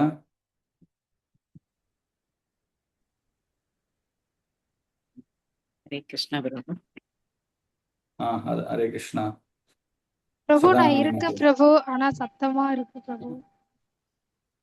அப்படியா? ஓகே மாதாஜி. சரி, வேற யாராவது படிங்க. சதானந்தினி மாதாஜி. ஹரே கிருஷ்ணா பிரபு. அபிசந்தாயது பலம் அபிசந்தாயது பலம் தம்பார்த்தம் அபிசந்தாயது பலம் தம்பார்த்தம் அபிச்சைவயத் தம்பார்த்தம் அபிசைவயத் இஜயதே தம்பார்த்தம் அபிசைவயத் இஜயதே பரதஸ்ரேஷ்டா இத்யதே பரதஸ்ரேஷ்டா தம் இத்யதே யஜ்ஞம் பரதஸ்ரேஷ்ட தம் யஜ்ஞம் விதி ராஜசம் தம் யஜ்ஞம் வித்தி ராஜசம் தம் யஜ்ஞம் வித்தி ராஜசம். ஆனால் ஏதேனும் பௌதீக நன்மையை அடைவதற்காக அல்லது தற்பெருமைக்காக செய்யப்படும் யாகம் பரதர்களின் தலைவனே ரஜோகுணத்தை சார்ந்தது என்பதை அறிவாயாக. ஹரே இப்போ கிருஷ்ணா. இந்த ஸ்லோகத்துல பகவான் சொல்றாரு, என்ன சொல்றாரு அப்படின்னா, பௌதிக நன்மை அடைவதற்காக அல்லது தற்பெருமைக்காக செய்யறது. சொல்லுவாங்களே யாகங்கள், நான் வந்து அந்த யாகங்கள் பண்றேன் இந்த யாகங்கள் பண்றேன் அப்படின்ட்டு நம்ம தற்பெருமைக்காக பண்ணணுமோ இல்லாட்டி பௌதிக நோக்கத்தோடு பண்ணணும் அப்படின்னா அது வந்து ரஜோகுணத்துல செய்யப்படும் யாகங்கள் அப்படின்னு சொல்லிட்டு இங்க கிருஷ்ணர் சொல்றார். அப்போ சொர்க்க லோகத்திற்கு உயர்வு பெறுவதற்காக அல்லது இவ்வுலகில் ஏதேனும் பௌதீக நன்மை பெறுவதற்காக யாகங்கள் சடங்குகள் சில சமயங்களில் செய்யப்படுகின்றன. அத்தகைய யாகங்களும் சடங்குகளும் ரஜோகுணத்தை சார்ந்தவையாக கருதப்படுகின்றன. ஸோ நம்ம வந்து நான் இது பண்ணினேன் அப்படின்னா, இந்த யாகங்கள் பண்ணினேன் அப்படின்னா எனக்கு வந்து முக்தி கிடைக்கும், அது கிடைக்கும், இது கிடைக்கும். இப்பெல்லாம் நிறைய யாகங்கள் பண்றாங்க. அது பண்ணா இந்த இது கிடைக்கும், இந்த நன்மை கிடைக்கும், அந்த நன்மை கிடைக்கும் அப்படின்ட்டு. அந்த மாதிரிலாம் பண்ணணும் அப்படின்னா அது எல்லாமே வந்து ரஜோகுணம் யாகம் அப்படின்னு சொல்லிட்டு இங்க வந்து கிருஷ்ணர் சொல்றார். அடுத்து 13வது ஸ்லோகம்.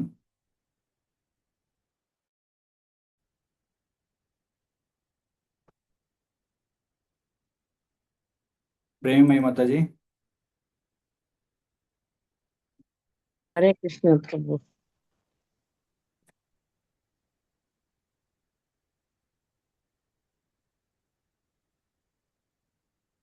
ஹரே கிருஷ்ணா பிரபு.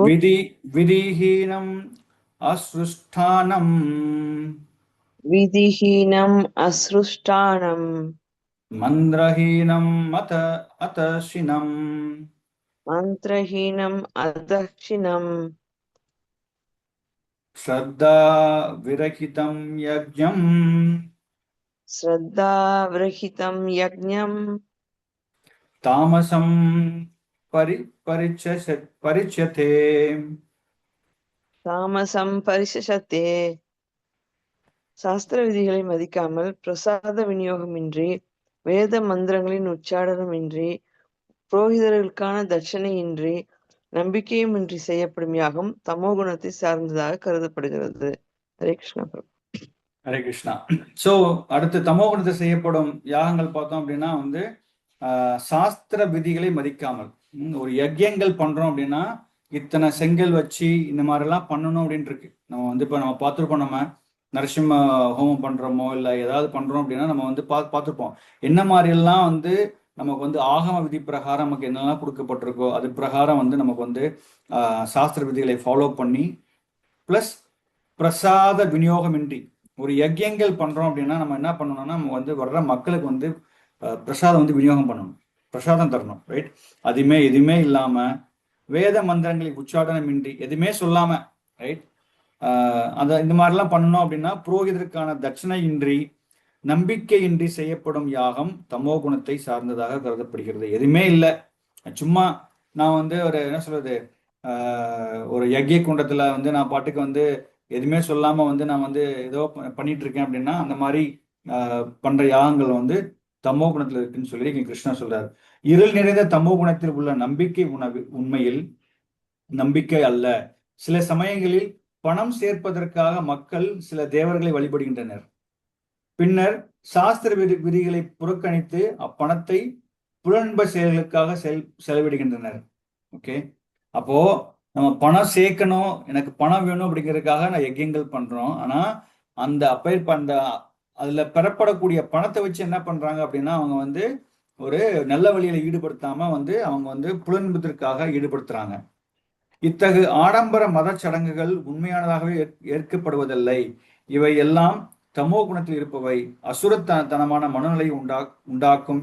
இவை மனித சமுதாயத்திற்கு எவ்விதமான நன்மையும் அளிப்பதில்லை. அப்ப அந்த மாதிரி எல்லாம் யஜ்யங்கள் பண்ணணும் அப்படின்னா நமக்கு நன்மைகள் கிடைக்குமா அப்படின்னா கிடைக்காது. எந்த விதமான பலனுமே நமக்கு கிடைக்காது. ஃபர்ஸ்ட் ஆஃப் ஆல் யாகங்கள் பண்றதுனால நமக்கு வந்து நெகட்டிவ் ஆர் என்ன சொல்றது, நம்ம வந்து தப்பான யாகங்கள் பண்ணணும் அப்படின்னா நமக்கு வந்து திருப்பி அடிக்கும்னு சொல்லுவாங்க இல்லையா, நமக்கு வந்து திருப்பி நமக்கு வந்து அது வந்து வரப்போகுது, ரைட்? அந்த மாதிரி பண்ணாம மனித சமுதாயத்துக்கு ஏதாவது நன்மை அளிக்குமா அப்படின்னா எதுவுமே நன்மை அளிக்காது, ரைட்? அந்த மாதிரிலாம் பண்ணுனேன் அப்படின்னா வந்து யாராவது வர்ற மக்களுக்கு ஏதாவது பெனிஃபிட் இருக்குமா கேட்டா எதுவும் கிடையாது. ஓகே, இப்போ நீங்க யஜ்யங்கள் பண்றோம், பெரிய இப்போ மாயாபுரம்லாம் பார்த்தோம்னா பெரிய நரசிம்ம ஜெயந்திக்கு வந்து பெரிய யஜ்யங்கள் பண்றாங்கன்னா எல்லா மக்களும் பார்க்கறாங்க. பட் அங்க வந்து நாம சங்கீர்த்தனம் போயிட்டு இருக்கு, வேத மந்திரங்கள்லாம் சான் பண்ணிட்டு இருக்கும்போது வந்து அதை கேட்கறாங்க. அப்போ அந்த பகவானுடைய நாமத்தை கேட்கும்போது, ஹரே கிருஷ்ண மகாமந்திரத்தை கேட்கும்போது அவங்களுக்கு பலன்கள் கிடைக்குதா? வரங்களுக்கு எல்லாத்துக்கும் பிரசாதம் கிடைக்குதா? நம்பிக்கையோட வந்து பாக்குறாங்களா? அப்போ அந்த மாதிரி இல்லாம ஒருத்தங்களுக்கு வந்து எதுவுமே தராம வர்ற மக்களுக்கு வந்து எதுவுமே அவங்க பிரசாதம் கிடைக்கல, பகவானோட பிரசாதம் கிடைக்கல, அவங்க வந்து ஒரு ப்ராப்பரான ஒரு மந்திரத்தை கேட்கல, பகவானை பத்தி கேட்கல, எதுவுமே கேட்கல அப்படின்னா அவங்களுக்கு ஏதாவது பலன்கள் கிடைக்க போதா? கிடைக்காது. சும்மா பெயரளவில் ஏதோ பண்ணிட்டு இருக்காங்க அப்படின்னா நமக்கு வந்து எந்த விதமான பலன்களுமே கிடைக்காது. அப்ப எப்பவுமே வந்து பகவானை சென்டரா வச்சு நமக்கு செய்யப்படக்கூடிய எல்லா விஷயங்களுமே வந்து உகந்ததா இருக்குமே தவிர பகவான மையமா இல்லாம நான் வந்து சென்டரா வச்சு என்னோட பேர் புகழுக்காக பண்ணினேன். நான் வந்து பாரு இப்ப வந்து இவர் வந்து பர்சன் வந்து பெரிய யஜ்யங்கள் பண்ணாரு, ஆயிரக்கணக்கான மக்கள் கலந்துக்கிட்டாங்க அப்படின்னு சொல்லுவாங்க. பட் அதுல வந்த பெனிஃபிட்ஸ் என்னன்னு பார்த்தோம்னா எதுவுமே இருக்காது, ரைட்டா? அதனால வந்து அந்த மாதிரி பண்ற யாகங்களுக்கெல்லாம் நம்ம வந்து கலந்துக்கிட்டா கூட நமக்கு வந்து டைம் வேஸ்ட் தான். அதனால வந்து அந்த மாதிரி யாகங்கள் வந்து நம்ம வந்து போகாம நம்ம வீட்டில் வந்து நம்ம வந்து ஜஸ்ட் வந்து சான் பண்ணலாம். ஹரே கிருஷ்ணா மகாமந்திர சான் பண்ணா கூட நமக்கு வந்து நல்ல ஒரு நன்மை கிடைக்கும் அப்படின்ட்டு நம்ம தெரிஞ்சுக்கணும். நம்ம அடுத்து தானங்கள் பற்றி சொல்றார், தவங்களை பற்றி சொல்றாரு. அடுத்து ஃபர்தரா என்ன சொல்றாரு அப்படின்னா ஓகே, இந்த ஸ்லோகத்தை படிக்கலாம். மாலினி மாதாஜி. ஹரே கிருஷ்ணா. ஹரே கிருஷ்ணா. 14வது ஸ்லோகம்.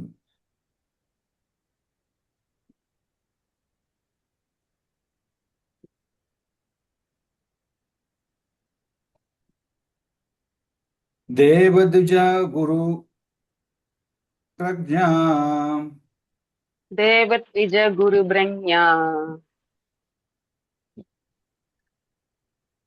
पूजनं शौचम् आर्जवम् भोजनं शौचम् आर्जनम् ब्रह्मचर्यम् अहिंसा च ब्रह्मचर्यम् अहिंसा च शरीरं तप उच्यते शारीरं தப உச்சியதே. முழுமுதல் கடவுள் பிராமணர்கள் ஆன்மீக குரு பெரியோர்களான தாய் தந்தையர் ஆகியோரை வழிபடுதல் மற்றும் தூய்மை எளிமை பிரம்மச்சரியம் அகிம்சை முதலியவை உடலின் தவங்களாகும். ஹரே கிருஷ்ணா. Okay. இப்ப தவங்களை பத்தி இங்க சொல்றார். இப்ப தவங்கள்லயுமே நம்ம 3 வகையான இருக்கு, ரைட்டா? அது என்னன்னு பார்த்தோம் அப்படின்னா, முழுமுதற் கடவுள் என்ன சொல்றாருன்னா தேவ அப்படின்னா முழுமுதற் கடல். துஜ அப்படின்னா பிராமணர்கள். துஜ அப்படின்னா ட்வைஸ் பார்ன் பிராமணர்கள். அப்புறம் குரு அப்படின்னா ஆன்மீக குரு. இவங்க எல்லாமே என்ன பண்ணணும்னா பிரஜா, அவங்க எல்லாம் வழிபட தகுந்தவர்கள் அப்படின்னு சொல்லப்படுறாரு. பூஜனம் அப்படின்னா வழிபாடு செய்யறது. சௌச்சம் அப்படின்னா தூய்மையா இருக்கிறது, ரைட்டா? அப்போ முழுமுதற் கடவுள், பிராமணர்கள், ஆன்மீக குரு மற்றும் பெரியவர்களுக்கான தாய் தந்தையர் ஆகியோரை வழிபடுதல் மற்றும் தூய்மை எளிமை பிரம்மச்சரியம் அகிம்சை முதலியவை உடலின் தவங்களாகும். முழுமுதற் கடவுள் பல்வேறு விதமான தவங்களை இங்கு விளக்குகிறார்.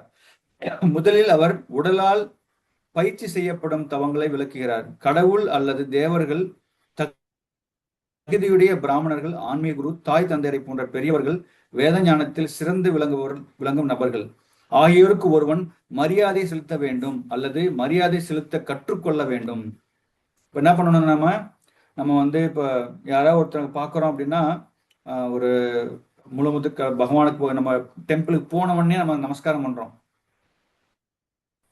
டீடிக்ஸ் பார்க்கறதுக்கு முன்னாடி என்ன பண்ணணும்னா, வைஷ்ணவனுடைய நம்ம எட்டிகேட்ஸ் என்னன்னு பார்த்தோம் அப்படின்னா, நம்ம கோவிலுக்கு போன உடனே பிரபுபாதுக்கு முன்னாடி எல்லா வைஷ்ணவர்களும் சேர்ந்து இருக்காங்க, எல்லா தேவர்களும் வந்திருப்பாங்க. அவங்களுக்கு எல்லாத்துக்கும் ஒரு நமஸ்காரம் பண்ணிக்கிறோம். வாஞ்சா கல்பத்திற்கு சொல்லிட்டு அதுக்கப்புறம் நம்ம பிரபுபாதுக்கு நமஸ்காரம் பண்ணிட்டு அதுக்கப்புறம் டீடிக்ஸ் நமஸ்காரம் பண்றோம். அப்ப நம்ம என்ன பண்ணணும்னா, நம்ம ஃபர்ஸ்ட் என்ன பண்ணணும், அங்க இருக்கிற வைஷ்ணவர்களுக்கு ஃபர்ஸ்ட் நமஸ்காரங்கள் பண்ணிக்கணும். சொல்லுவாங்க, பெருமாள் கோயிலுக்கு போகும்போது ஒரு டிவோட்டி சொல்வார். அப்போ அந்த கோயிலுக்கு போகும்போது நம்ம என்ன பண்ணணும்னா, ஃபர்ஸ்ட் அங்க ஜெயன் விஜயன் இருப்பாங்க. அவங்க கிட்ட இந்த மாதிரி நான் பெருமாளை பார்க்க போறேன் அப்படின்ட்டு சொல்லிட்டு போ அப்படின்னு சொல்லி ஒரு டிவோட்டி சொன்னார் என்கிட்ட. எதுக்காக அப்படின்னா தேர் சர்வெண்ட் ஆஃப் கிருஷ்ணா. அப்போ அவங்ககிட்ட சொல்லிட்டு அவங்களோட பெர்மிஷன் வாங்கிட்டு நம்ம பகவான்கிட்ட போற மாதிரி. இப்போ அதே மாதிரி நம்ம ஒரு கோவிலுக்கு போனோம் அப்படின்னா நம்ம என்ன பண்ணணும், ஃபர்ஸ்ட் வைஷ்ணவர்களுக்கு ஃபர்ஸ்ட் ஒரு நமஸ்காரம் ஃபர்ஸ்ட் தெளிச்சுக்கணும். எல்லாருமே யாரு இருப்பாங்க தெரியாது. நம்ம பாடுறோம், நம்ம ஈவினிங் சந்தியாரத்துல பாடுறோம். பிரம்மா, நாரதா, எத்தனையோ பேர் அவங்க அந்த ஆரத்தில கலந்துக்கிறாங்க, ரைட்டா? அப்போ யாரு இருப்பாங்க நமக்கு தெரியாது. பகவானுடைய இடம், பகவான் இடத்துக்கு யாரு வேணா வரலாங்க. எல்லா தேவர்களுமே அங்க இருப்பாங்க. அப்படிங்கிற போது நம்ம ஒரு வைஷ்ணவர்களுக்கு பகவானுடைய பக்தர்கள் வைஷ்ணவர்களுக்கு நம்ம ஃபர்ஸ்ட் மரியாதை செலுத்திட்டு பண்ணணும். அதனால நம்ம என்ன பண்ணணும் அப்படின்னா, ஃபர்ஸ்ட் மரியாதை செலுத்த வேண்டும் அல்லது மரியாதை செலுத்த கற்றுக்கொள்ள வேண்டும். நமக்கு அவங்களுக்கு ஒரு நல்ல மரியாதை செலுத்தணும். அப்படி இல்லை அப்படின்னா மரியாதை செலுத்துவதற்கு நம்ம கற்றுக்கொள்ளணும் அப்படின்னு சொல்லிட்டு இங்க கிருஷ்ணர் சொல்றார். அல்லது அவர்களுக்கு தக்க மரியாதை அளிக்கப்பட வேண்டும். ஒருவன் தன்னை உள்ளும் புறமும் தூய்மைப்படுத்திக் கொள்ள பயிற்சி செய்ய வேண்டும். அது மட்டும் இல்லாம நமக்கு நம்மளுடைய ஹிருதயத்திலையும் உள்ளேயும் வெளியிலையும் நம்ம என்னவா வச்சுக்கணும் அப்படின்னா, தூய்மைப்படுத்துவதற்கு கற்றுக்கொள்ள வேண்டும் அப்படின்னு சொல்றார். பயிற்சி செய்ய வேண்டும். மேலும் நடத்தையில் எளிமையாக இருப்பதற்கும் அவன் கற்றுக்கொள்ள வேண்டும். நம்மளுடைய ஹேபிட்ஸ் எல்லாம் இருக்கு இல்லையா, நடத்தை, நம்மளுடைய நன்னடத்தை எல்லாம் பாத்தீங்கன்னா எப்படி இருக்கணும்னா சிம்பிளா இருக்கணும். அதான் பிரபுபாத் சொல்றார், சிம்பிள் லிவிங் ஹை திங்கிங். சிம்பிளா இருக்கணும். நம்ம ரொம்ப அப்படியே பயங்கர ஆடம்பரமா அந்த மாதிரிலாம் இருக்கக்கூடாது, ரைட்? அது மாதிரிலாம் சிம்பிளா இருக்கணும் அப்படின்னு சொல்லப்பட்டிருக்கு. சாஸ்திர விதிகளின் அனுமதிக்கப்படாத எதையும் செய்யக்கூடாது. சாஸ்திரத்தில் எதெல்லாம் விஷயங்கள் சொல்லலையோ அதெல்லாம் நம்ம பண்ணவே கூடாது. சாஸ்திரத்தின்படி உடலுறவு திருமண வாழ்வில் மட்டுமே அனுமதிக்கப்படுகிறது, வேறு விதமாக அல்ல. எனவே அவன் திருமண வாழ்விற்கு புறமான காம வாழ்வில் ஈடுபடக்கூடாது. இதுவே பிரம்மச்சரியம் என்று அறியப்படுகிறது. இவை உடலை அடிப்படையாக கொண்ட தவங்களாகும். இந்த மாதிரிலாம் பண்ணணும் அப்படின்னா ஆஸ்டெரிட்டி தவங்களை வந்து நம்ம வந்து ஃபாலோ பண்றோம் அப்படின்ட்டு இங்க பகவான் இங்க சொல்றாரு. ஓகே, அடுத்த ஸ்லோகம் 15வது ஸ்லோகம். அகிலா மாதாஜி.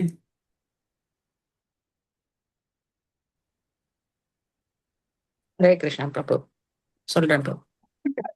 ஹரே கிருஷ்ணா.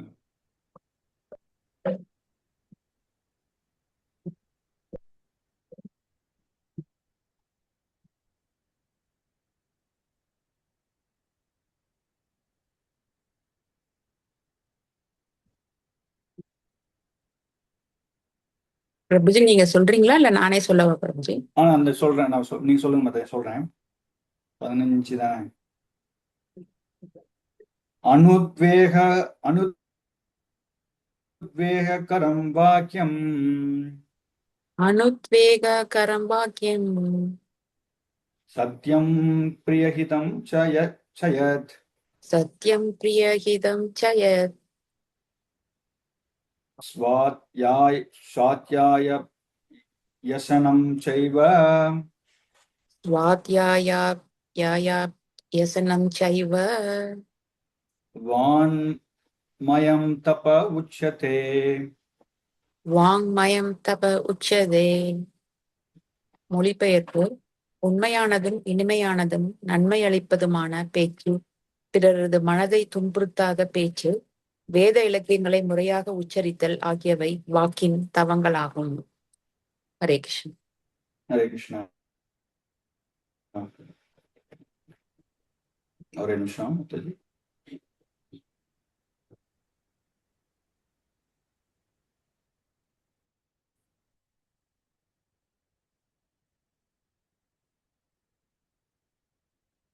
கரண்ட் வந்துருச்சு. ஒரே நிமிஷம். நான் வந்து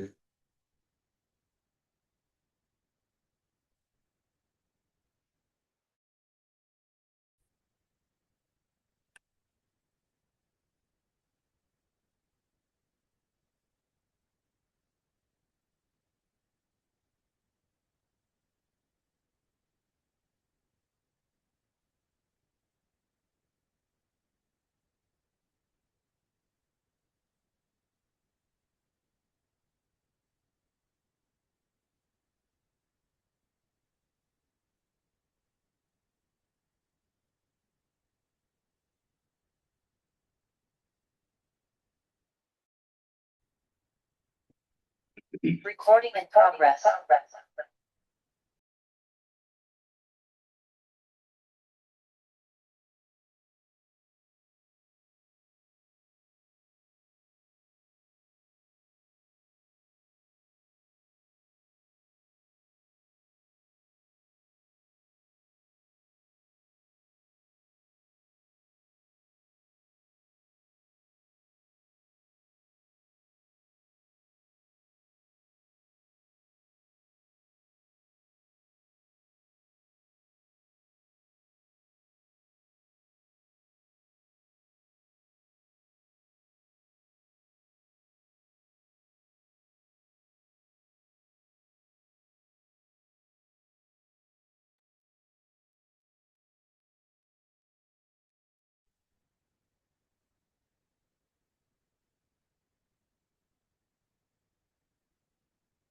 பிரபு நீங்க மியூட்ல இருக்கீங்க பிரபு.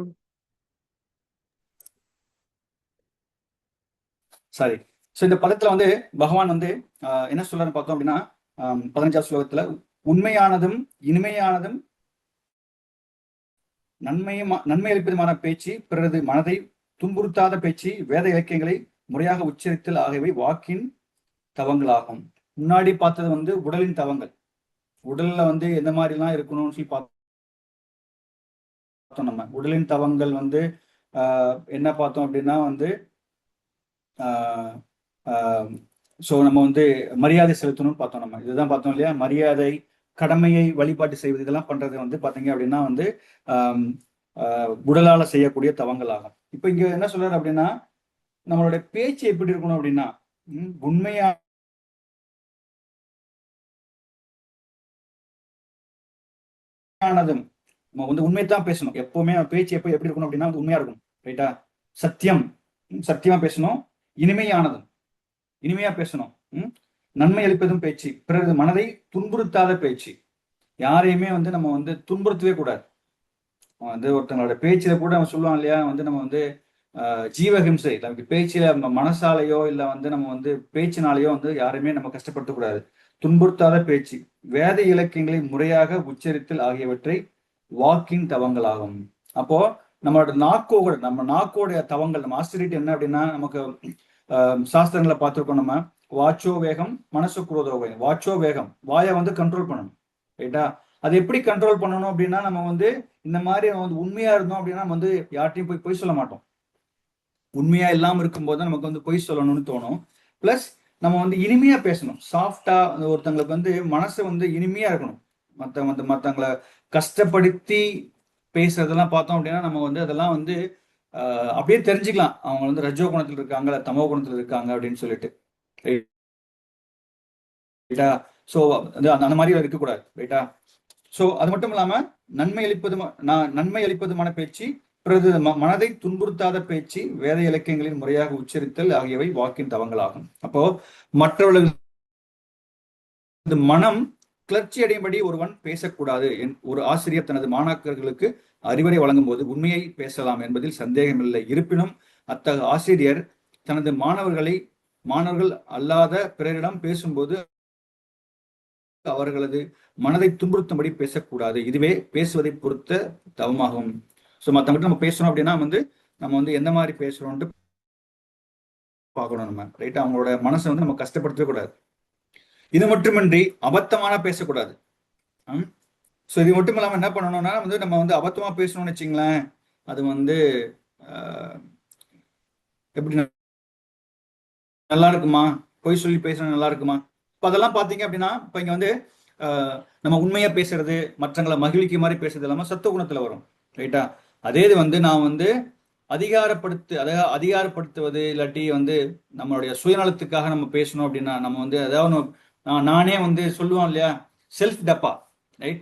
என்னை பத்தி நானே செல்ஃப் குளோரிஃபிகேஷன் பண்ணிட்டு நான் அப்படி இப்படி நான் அப்படி இருந்தேன் இப்படி இருந்தேன் அப்படின்னு சொல்லிட்டு நம்மளை பத்தியே பேசணும் அப்படின்னா அது வந்து ரஜோ குணத்துல வரும். ரைட்டா?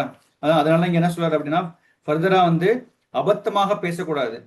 ஆன்மீக வட்டாரத்தில் பேசும்போது அவர்களது உரைகளை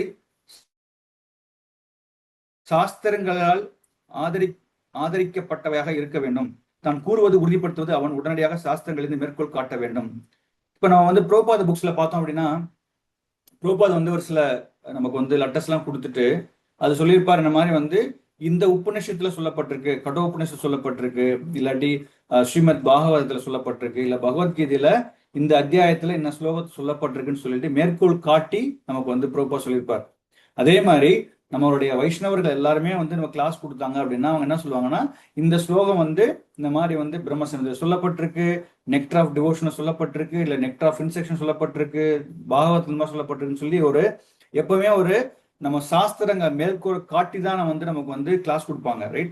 அதே மாதிரி அப்போ உடனடியாக அவன் வந்து எதுவுமே பாத்தீங்கன்னா சாஸ்திரங்களிலிருந்து மேற்கோள் காட்ட வேண்டும். அதே சமயத்தில் அத்தகைய உரை கேட்பதற்கு எப்படி இருக்கணும்னா இனிமையாகவும் இருக்க வேண்டும். அத்தகைய உரையாடல்களால் ஒருவன் மிகச்சிறந்த நன்மையை பெற்று மனித சமுதாயத்தை உயர்த்த முடியும். எல்லையின்றி இருக்கும் வேத இலக்கியத்தை கற்க வேண்டும். இதுவே பேச்சின் தவமாக கருதப்படுகிறது. அப்ப நம்ம பேசுற பேச்சு எப்படின்னு பார்த்துட்டோம் இல்லையா? மற்றவங்களுக்கு வந்து மகிழ்ச்சிகரமா இருக்கணும், உண்மையா பேசணும். உண்மையா பேசணும்னா நமக்கு வந்து சாஸ்திரங்கள் என்ன கொடுக்கப்பட்டிருக்கோ அந்த விஷயங்களை சொல்லணும். அதான் பிரபுபா சொல்வார் அடிக்கடி. ஸோ பிரபுபாத் வந்து பகவத்கீதை ஆசிட்டிஸ்னு கொடுத்துருக்காரு நமக்கு. ரைட்? அவர் வந்து தனியா அவரோட சொந்த கருத்துக்கள் எதுவுமே சொல்லலை. ஆச்சாரியர்கள் ப்ரீவியஸ் ஆச்சாரியர்கள் என்ன கொடுத்தாங்களோ, கிருஷ்ணர் என்ன சொல்றாரோ அந்த விஷயத்தை அப்படியே நமக்கு கொடுத்துருக்காரு. அதனால பகவத்கீதை ஆசிட்டிஸ். அப்ப உண்மையை தான் பேசணும், உண்மைக்கு புறம்பா நம்ம வந்து பேசக்கூடாது, இனிமையா பேசணும். அதே மாதிரி பிறகு மனத்தை துன்புறுத்தாத பேச்சு, வேத இலக்கியங்களை முறையாக வச்சது, இதெல்லாமே வந்து வாக்கினோட தவங்கள். அப்ப எப்படி நம்ம வந்து உடலுக்கு என்னென்ன தவங்கள் பார்த்தோமோ அதே மாதிரி நம்ம பேசுற பேச்சுக்குமே வந்து தவங்கள் இருக்கு. அடுத்தது என்ன சொல்றாருன்னா, தன்னோட மனசை எப்படி கண்ட்ரோல் பண்றது, மனதனோட தவங்கள் என்ன அப்படின்ட்டு அடுத்த சொல்றாரு 16ஆம் ஸ்லோகத்துல. யார் படிக்கிறா? அச்சுதா அசோகானந்த பிரபு. ஹரே கிருஷ்ணா பிரபு. ஹரே கிருஷ்ணா பிரபு.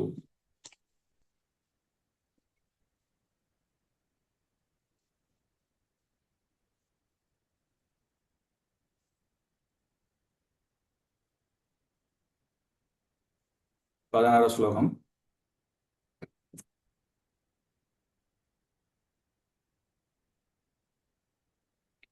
மனப்பிரசாத சம்யத்வம் मनप्रसाद सौम्यत्वं மௌனம் ஆத்ம விநிகிரஹ मौनम् आत्मविनिग्रह பாவ சம்சுத்திர் இதி ஏதத் पापसंशुद्धिरिति தபோ மானசம் உச்யதே. तपो मानसम् उच्यते.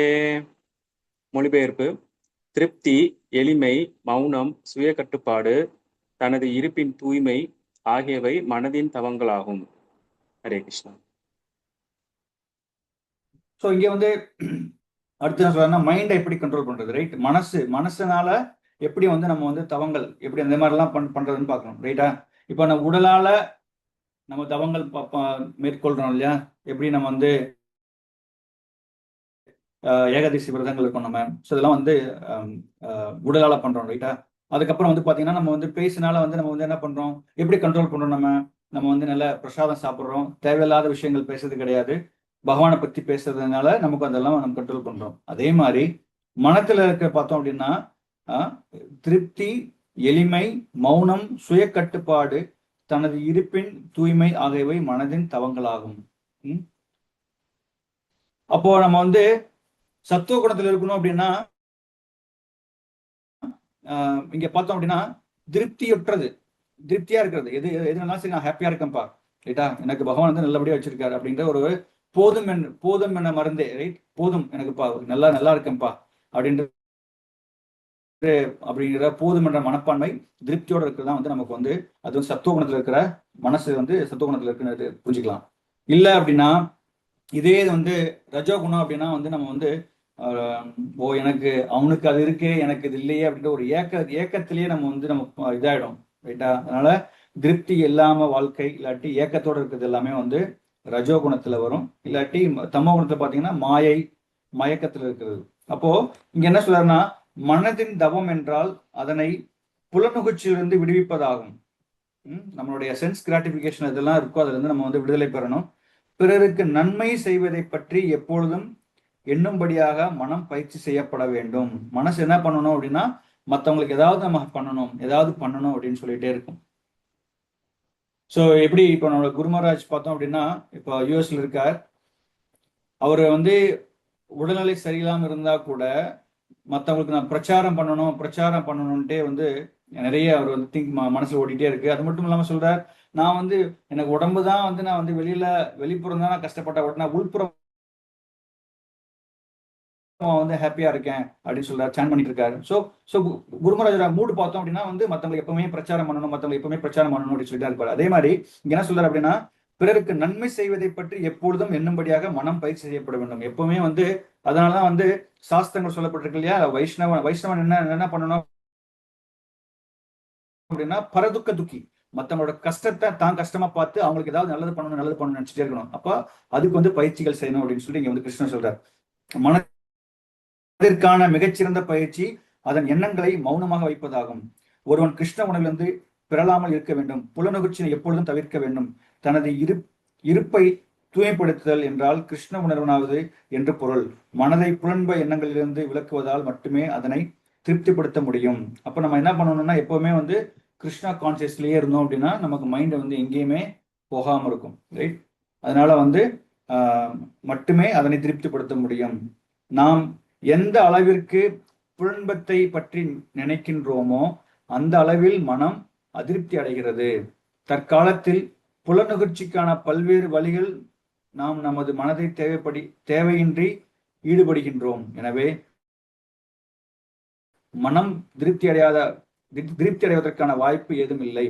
இதற்கு மிகச்சிறந்த வழி புராணங்கள், மகாபாரதம் முதலிய திருப்தி கொடுக்கும் கதைகளை நிறைந்த வேத இலக்கியங்களை நோக்கி மனதை திருப்புவதாகும். அதிலுள்ள அறிவை உபயோகப்படுத்தி தூய்மை பெற முடியும். வஞ்சிக்கும் தன்மையிலிருந்து மனம் விடுபட வேண்டும். எல்லாருடைய நன்மையை பற்றி எண்ண வேண்டும். மௌனம் என்றால் எப்பொழுதும் தன்னுணர்வை பற்றிய சிந்திப்பது என்று பொருள். இவ்விதத்தில் கிருஷ்ண உணர்வில் இருப்பவன் பக்குவமான பக்குவமான மௌனத்தை கடைபிடிக்கிறான். மனதை கட்டுப்படுத்தல் என்றால் அதனை புலனுகர்ச்சியிலிருந்து விளக்குவதாகும். ஒருவன் தனது நடத்தையில் ஒளிவு மறைவின்றி இருப்பதன் மூலம் தனது நிலையான தூய்மைப்படுத்த முடியும். இந்த குணங்கள் எல்லாம் சேர்ந்து மன இயக்கங்களை தவமாக ஆகின்றன. ஸோ நம்ம வந்து ஒரு டிரான்ஸ்பரன்சி மெயின்டைன் பண்றது, ரைட்டா? ஸோ மனதை கட்டுப்படுத்தணும்னு பார்த்துட்டோம் நம்ம. அது என்ன பண்ணணும், நம்ம கிருஷ்ண பக்தி இருக்கவங்க என்ன பண்ணணும்னா பக்குவமான மௌனத்தை கடைபிடிக்கிறான். மனத்தை கட்டுப்படுத்துவதால் என்றால் அதனை புலனுகர்ச்சியிலிருந்து விளக்குவதாகும். ஒருவன் தனது நடத்தையில் ஒளிவு மறைவின்றி இருப்பதன் மூலம் தனது நிலையை தூய்மைப்படுத்த முடியும். நம்ம எந்த அளவுக்கு நம்ம டிரான்ஸ்பரன்சியா இருந்து நம்ம வந்து ப்ராப்பரா நம்மளுடைய அந்த கோட் ஆஃப் கண்டக்ட் இருக்குல்லையா, நம்ம வந்து ப்ராப்பரா நடந்துக்கிட்டோம் அப்படின்னா அது எல்லாமே வந்து நம்ம தன்னுடைய நிலைமையை வந்து தூய்மைப்படுத்த முடியும். நம்ம செயல்கள் நம்ம எப்படி ஹவு வி கண்டக்ட். அர்ஜுனன் கேட்பார்ல கிருஷ்ணர்கிட்ட, இந்த மாதிரி இருக்கிறவங்க வந்து சித்த பிரக்ஞா, எந்த மாதிரி இருக்கிறவங்க வந்து என்ன மாதிரிலாம் நடப்பாங்க, எந்த மாதிரிலாம் பேசுவாங்க, அவங்களோட பிஹேவியர்ல எப்படி இருக்குன்னு சொல்லி அர்ஜுனன் கேட்டார்ல, அது மாதிரி வந்து நம்மளோட நடத்தையில வந்து நமக்கு எப்படி இருக்கணும்னா ஒளிவு மறைவின்றி. நான் உங்களுக்கு ஒன்று சொல்றேன், கிளாஸ் சொல்றேன் அப்படின்னா அது நான் ஃபாலோ பண்ணணும். நான் ஃபாலோ பண்ணாம வந்து ஆச்சாரம் தான் பிரச்சாரம் இருக்கணும் இல்லையா? ஆச்சாரம் மட்டும் நான் பண்ணிட்டு போறேன், பிரச்சாரம் மட்டும் பண்ணிட்டு போறேன், ஆச்சாரமே ஃபாலோ பண்ணலன்னா அது வந்து நல்லா இருக்குமா? அதனால நம்ம வந்து ப்ராப்பரா நம்மளுடைய நடத்திலையும் வந்து ஒளிவு மறைவின்றி இருக்கணும். பிளஸ் இந்த மாதிரிலாம் பண்ணணும் அப்படின்னா இது எல்லாமே மனதினுடைய தவங்கள் அப்படின்னு சொல்லிட்டு இங்க கிருஷ்ணர் சொல்றாரு. ஸோ அப்போ நம்ம வந்து திருப்தியா இருக்கணும், எதுலையுமே திருப்தி அடையணும், நம்ம போதுமென்ற மனம் இருக்கணும், ஏக்கமே இருக்கவே கூடாது. இதெல்லாம் இருந்தது அப்படின்னா நம்மளால இது பண்ண முடியாதனால நம்ம வந்து இந்த மாதிரிலாம் ப்ராக்டிஸ் பண்ணிட்டோம் அப்படின்னா சுய கட்டுப்பாடு இருக்கணும், மௌனமா இருக்கணும், சுய கட்டுப்பாடு இதெல்லாம் இருந்துச்சு அப்படின்னா இதெல்லாமே வந்து மனதை வந்து நம்ம வந்து தவங்களாக்கும் அப்படின்னு சொல்லிட்டு இங்க வந்து கிருஷ்ணர் சொல்றாரு இந்த ஸ்லோகத்துல. அடுத்து வந்து 3 விதமான தவங்களை பத்தி பகவான் சொல்றாரு. இந்த மாதிரி என்ன மாதிரி எல்லாம் பண்ணலாம் அப்படின்றத சொல்றார். இந்த 3 பத்தி சொல்றாரு. இந்த தவங்கள் ஜட லாபங்களை எதிர்பார்க்காமல் பரமனை திருப்தி செய்வதில் ஈடுபட்டுள்ளன. மனிதர்களால் உன்னத நம்பிக்கையுடன் செயல்படும் போது சத்துவகுணத்தின் தவங்கள் என்று அறியப்படுகின்றன. இது எல்லாமே இந்த 3மே உடலால இருக்கக்கூடிய தவங்கள், அப்புறம் வந்து நம்மளுடைய பேச்சுக்கள்னால இருக்கக்கூடிய தவங்கள், 3வது பாயிண்ட் வந்து நம்மளுடைய மனதால் இருக்கக்கூடிய தவங்கள். இந்த 3மே வந்து எப்படி இருக்கணும் அப்படின்னா எந்த விதமான ஜட லாபங்கள் எதிர்பார்க்காமல் பகவானை திருப்திப்படுத்த செய்வது மட்டுமே இருந்தது அப்படின்னா அது வந்து சத்துவ குணத்தில் இருக்கிற தவங்கள் அப்படின்னு சொல்லிட்டு கிருஷ்ணர் சொல்றார். அடுத்து 17வது ஸ்லோகம் பார்க்கலாம். அகிலா நீ படிச்சிட்டீங்களா? படிச்சிட்டீங்க இல்லையா? ஜெயத லக்ஷ்மி மாதாஜி 17வது ஸ்லோகம். ஹரே கிருஷ்ணா பிரபு.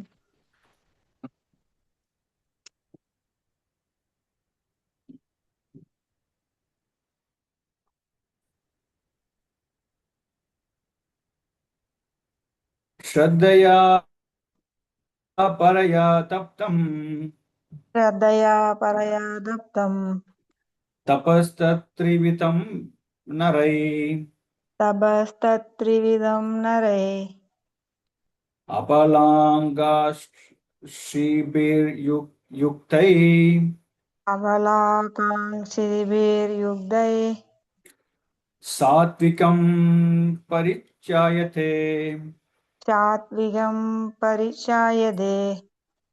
மொழிபெயர்ப்பு வழங்கிய ராசபக்தி வேதாந்த சுவாமி சில பிரபாதாகி ஜெய். இந்த 3 வகையான தவங்கள் ஜட லாபங்களை எதிர்பார்க்காமல் பரமனை திருப்தி செய்வதில் ஈடுபட்டுள்ள மனிதர்களால் உன்னத நம்பிக்கையுடன் செய்யப்படும் போது சத்வகுணத்தின் தவங்கள் என்று அறியப்படுகின்றன. ஹரே கிருஷ்ணா. ஓகே, 18வது ஸ்லோகம் அடுத்து.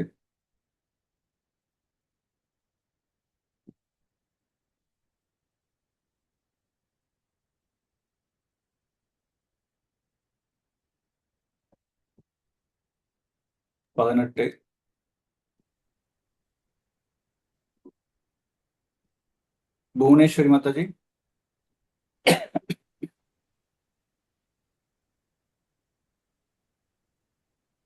புவனேஸ்வரி மாதாஜி இருக்கீங்களா? பிரபுஜி இருக்கு பிரபுஜி. ஓகே.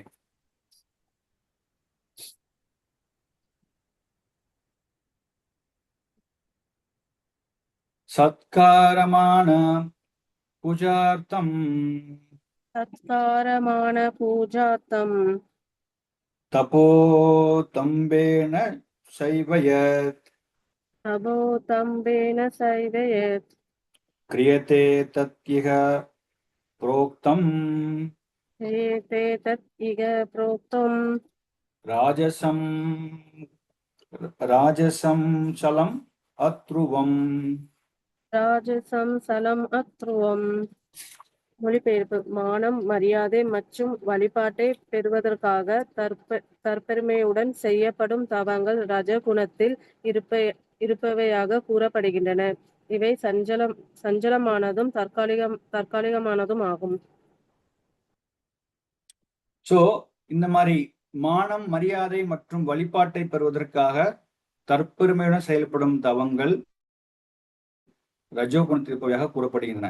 இதெல்லாமே வந்து மானம், மரியாதை எதிர்பார்த்து பண்றது, இல்லாட்டி நம்ம வந்து பூஜை, நம்ம வந்து மற்றவங்க வந்து நம்ம வழிபாடணும், நமக்கு நமஸ்காரம் பண்ணணும், நமக்கு வந்து அப்பா ஒரு பெரிய ஆளு, நம்ம குரு அப்படின்னு நினைச்சு நம்மளை வந்து வழிபாடு பண்ணணும், அந்த மாதிரிலாம் இருந்தோம் அப்படின்னா, தற்பெருமையுடன் இருந்து செயல்பட்டோம்னா அதெல்லாமே வந்து நமக்கு வந்து ரஜோகுணத்தில் இருக்கும் அப்படின்னு சொல்லப்படுது. இவை சஞ்சலமானதும் தற்காலிகமானது ஆகும்.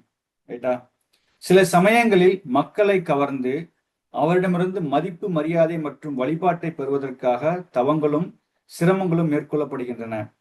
ரஜோகுணத்தில் இருப்பவர்கள் தமக்கு கீழ்ப்பட்டவர்கள் தம்மை வழிபடுவதற்கு தமது கால்களை கழுவி விடுவதற்கும் செல்வங்களை சமர்ப்பதற்கும் ஏற்பாடுகளை செய்கின்றனர்.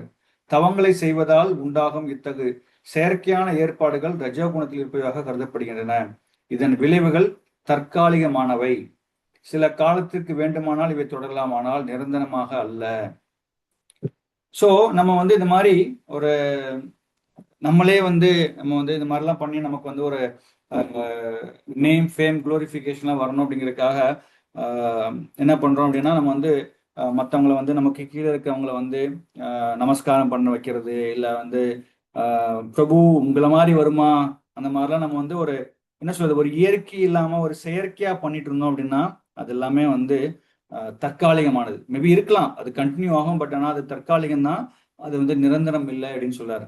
ஸோ அதனால நமக்கு வந்து மரியாதை வந்து நமக்கு எப்படி வரணும் அப்படின்னா வந்து ஆட்டோமேட்டிக்கா வரணும். அவரை பார்த்த உடனே ஒரு பக்தர்களை பார்க்குறோமோ இல்லை ஒருத்தரை பார்த்த உடனே எப்படி இருக்கணும்னா அவரோட குணங்களை வச்சு நமக்கு வந்து மரியாதை வரணுமே தவிர, அவர் நமக்கு வந்து அந்த மாதிரி இல்லாம நமக்கு வந்து தன்னுடைய வழிபாடு செய்வதற்காக சிலர் என்ன பண்ணுவாங்கன்னா, நம்ம வந்து பெரிய ஆளா இருக்கணும், அது பண்ணணும், இது பண்ணிட்டு நிறைய தவங்கள்லாம் மேற்கொள்வாங்க. அந்த மாதிரிலாம் பண்ணணும் அப்படின்னா ரஜோகுணம் அப்படின்னு சொல்லிட்டு இங்க வந்து கிருஷ்ணர் சொல்றாரு. நம்மளே பார்க்கலாம்ல, நிறைய பேர் வந்து இந்த சோகால்டு ஆன்மீக குருக்கள்லாம் பார்த்தோம் அப்படின்னா அவங்க என்ன பண்ணுவாங்கன்னா, தவங்களை மேற்கொண்டு இல்லை ஏதாவது வந்து சித்திகள் இல்லாட்டி சித்து வேலைகள் ஏதாவது பண்ணிட்டு இந்த மாதிரிலாம் பண்ணினாங்க அப்படின்னா உடனே வந்து ஆஹா வந்து அதுக்கு விபூதி தராரு, அது தராரு, இது தராரு, எல்லாமே என்ன பண்ணுவோம்னா ஆட்டோமேட்டிக்கலா வந்து நம்ம என்ன பண்ணுவோம்னா அவங்களுக்கு வந்து ஒரு பெரிய ஒரு பொசிஷனை கொடுத்துருவோம். ரைட். அந்த மாதிரிலாம் பண்ணணும் அப்படின்னா அது வந்து ஒரு டெம்பரரியா தான் இருக்கும், அது நிரந்தரமா இருக்குமானா கிடையாது. நிரந்தரம் யாருக்கு இருக்கும் அப்படின்னா வந்து பகவானுடைய பக்தர்களுக்கு நம்ம வந்து சேவை பண்ணும்போது இல்லை அந்த மாதிரி இருக்கும்போது நிரந்தரமா இருக்குமே தவிர, பட் பௌதிகமா இந்த மாதிரி விஷயங்கள்லாம் வந்து ஒரு ஏமாத்துறவங்களுக்கு அந்த மாதிரி பண்ணணும் அப்படின்னா அது வந்து நமக்கு வந்து ஒரு நிரந்தரமா இருக்க தற்காலிகமானதுதான். அதுதான் வந்து சைத்தன்ய மகாபிரபு சொல்றாரு. என்ன சொல்றார்? நஜனம் நஜனம் நான் சுந்தரிம் கவிதாம் வா ஜெகதீச காமையே மம ஜென்மனி ஜென்மனீஸ்வரே பவத் நஜனம். எனக்கு வந்து எந்த வித மனிதர்களோ ஃபாலோயர்ஸோ பெண்களோ எதுவுமே தேவையில்லை அப்படின்றாரு. எப்பவுமே வந்து உங்களுடைய பக்தி தான் வேணும் அப்படின்னு சொல்லி பகவான் கேட்கிறார், சைத்தன்ய பாபு சொல்றாரு. அதனால வந்து நம்ம வந்து ஃபாலோயர் வச்சுட்டு நான் வந்து எனக்கு கீழே வந்து 100 பேர் இருக்காங்க, எனக்கு கீழே 200 பேர் இருக்காங்க, அது முக்கியம் கிடையாது. ரைட்? நம்ம எந்த அளவுக்கு நம்ம வந்து எதுவுமே எதிர்பார்க்காம நம்ம வந்து அவங்களுக்கு சேவை பண்ணணும் மனப்பான்மை இருக்கணும் நமக்கு. ரைட்டா? மற்றவங்க சேவை பண்றதை விட நம்ம வந்து சேவை பண்ண வேண்டிய மனப்பான்மை இருக்கணும் as a devotee. ரைட்டா? இது வந்து கொடுக்கப்பட்டது வந்து பாத்தீங்கன்னா இதெல்லாம் வந்து ஒரு தவங்களை சொல்லப்பட்டிருக்கு. பட் நம்ம எப்படி இருக்கணும்? ரைட்? as a devotee நம்ம எப்படி இருக்கணும் அப்படின்னா வந்து எதுவுமே எதிர்பார்க்காம நம்ம வந்து அவங்களுக்கு சேவை பண்ணணும், பக்தர்களுக்கு சேவை பண்ணணும். ரைட்டா? ஸோ எனக்கு கீழே வந்து 50 பேர் இருக்காங்க, 100 பேர் இருக்காங்க, இல்லாட்டினா 500 பேர் இருக்காங்க, வந்து அப்படி அந்த மாதிரி எண்ணங்கள் இருந்ததுன்னா நமக்கு வந்து கஷ்டம். ரைட்டா? நம்ம வந்து how we can serve the devotees எல்லாம், அந்த டிவோட்டி கம்யூனிட்டிக்கு நம்ம இந்த மாதிரி சர்வ் பண்ணலாம், இந்த மாதிரி சேவைகள் பண்ணலாம். ரைட்? அந்த மாதிரிலாம் நம்ம பண்ணும்போது அது வந்து ஒரு நல்ல விதத்தில் எடுத்து போகும். ரைட்? அது இல்லாட்டி என்ன டெம்பரரியா இருக்கும். அந்த மாதிரி ஒரு எண்ணங்கள் இருந்ததுன்னா டெம்பரரியா இருக்கும். பட் ஆனால் நிரந்தரமா இருக்குமான்னு இருக்காது. ஏன்னா இன்னைக்கு சிலர் இருப்பாங்க, நம்மளோட இருப்பாங்க. இப்போ நிறைய பேர் வந்து வராங்க, நிறைய ப்ராக்டிஸ் பண்ணி இப்போ நிறைய பிரச்சாரம் பண்ணிப்பாங்க. இப்போ டிவோட்டி இப்போ இருக்காங்க அப்படின்னா, ஒரு டிவோட்டி வந்து நிறைய, இப்போ ஃபார் எக்ஸாம்பிள் மங்கள் நிதாய் பிரபு வந்து ஒரு நிறைய கிளாஸ் இருக்காரு, போய் வெளியில கிளாஸ் இருக்காரு. அப்போ வந்து ஒரு ஒரு ஒரு ஊர்ல பார்த்தோம் அப்படின்னா நிறைய பேர் இருப்பாங்க. பட் ஒரு காலகட்டத்தில் பார்த்தோம் அப்படின்னா அவங்க வந்து வேறு ஊருக்கு குடிபெயர்ந்து போயோ, அப்போ அந்த டிவோட்டிஸ் எல்லாம் இன்னொரு இடத்துக்கு போயிடுவாங்க. ரைட்டா? அதனால வந்து அது எல்லாமே நிரந்தரம் கிடையாது, டெம்பரரி தான். பட் ஆனால் அவங்க வந்து they're going to continue the devotion service. அப்போ நம்ம என்ன பண்ணணும் அப்படின்னா, அவங்க எங்கே போனாலும், எந்த இடத்துக்கு போனாலும் அவங்க வந்து எப்பவுமே வந்து கிருஷ்ண பக்தி விடாம இருக்கிறதுக்கு நம்ம என்ன மாதிரி சேவைகள் பண்ணணும், அந்த மாதிரி சேவைகள் பண்ணணும் அப்படின்னா, அப்போ அவங்க எந்த இடத்துக்கு போனாலும் பக்தியை கண்டினியூ பண்ணுவாங்க. அந்த மாதிரி நம்ம பண்ணணும் அஸ் எ டிவோட்டி. ரைட்டா? இப்போ நம்ம பண்ற சர்வீஸ் அந்த மாதிரி இருக்கணும். ரைட்? அதனால அதை வந்து நம்ம வந்து கேர்ஃபுல்லா நம்ம பண்ணணும். அடுத்து 19 ஸ்லோகம் போகலாம்.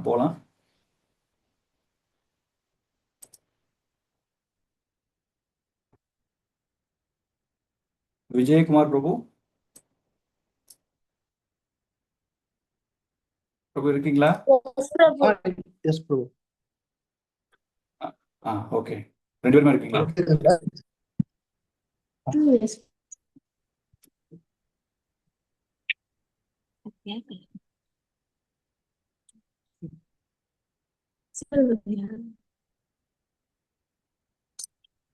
மூட கிரேஹேணாத்மனோ யத் மூடக்ரேஹணாத்மனேயத் பீடயா கிரியதே தபஹ பீடயா கிரியதே தபஹ பரஸ்யோத்சார்த்தம் வா பரஸ்யோஸ்தாஸ்தனர்த்தம் வா தத் தாமசம் உதாகிருதம்.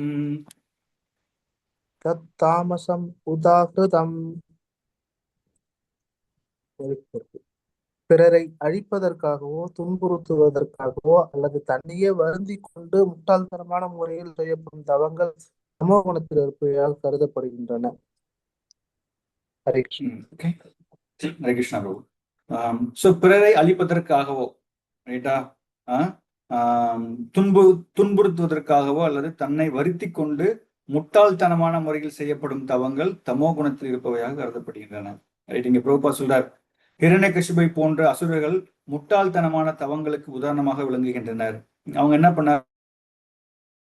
பிறரை அழிப்பதற்காக, ரைட், வந்து விஷ்ணுனாலதான் வந்து தன்னுடைய அண்ணா வந்து இறந்துட்டார், அவர் தான் காரணம் அப்படின்னு சொல்லிட்டு மற்றவங்களை வந்து அழிக்கணும் அப்படிங்கிறதுக்காகவும், பிளஸ் துன்புறுத்துவதற்காக, ரைட், மற்றவங்களை துன்புறுத்தணும் அப்படிங்கிறதுக்காக வந்து என்ன பண்றாங்கன்னா, தன்னை வருத்தி கொண்டு வருஷக்கணக்கா, எத்தனையோ வருஷக்கணக்கா வந்து மெடிடேட் பண்ணி தன்னோட உடலெல்லாம் வருத்திக்கிட்டு அவங்க என்ன பண்றாங்க அப்படின்னா, அவங்க இந்த மாதிரிலாம் வந்து பண்றாங்க.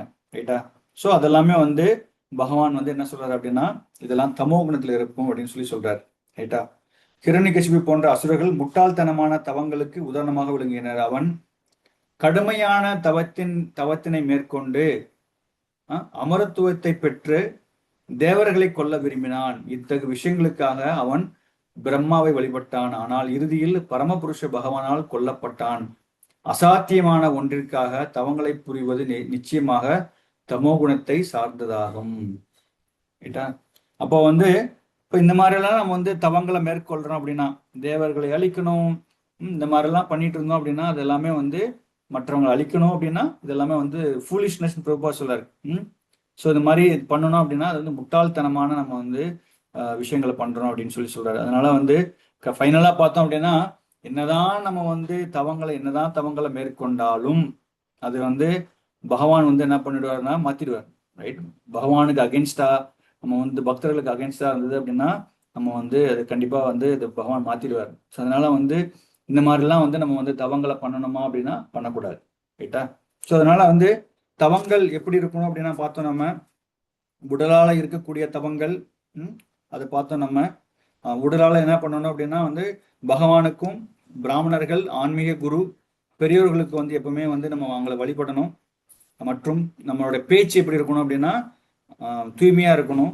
ப்ளஸ் எளிமையா இருக்கணும், பிரம்மச்சரியத்தை கடைபிடிக்கணும். ரைட்டா?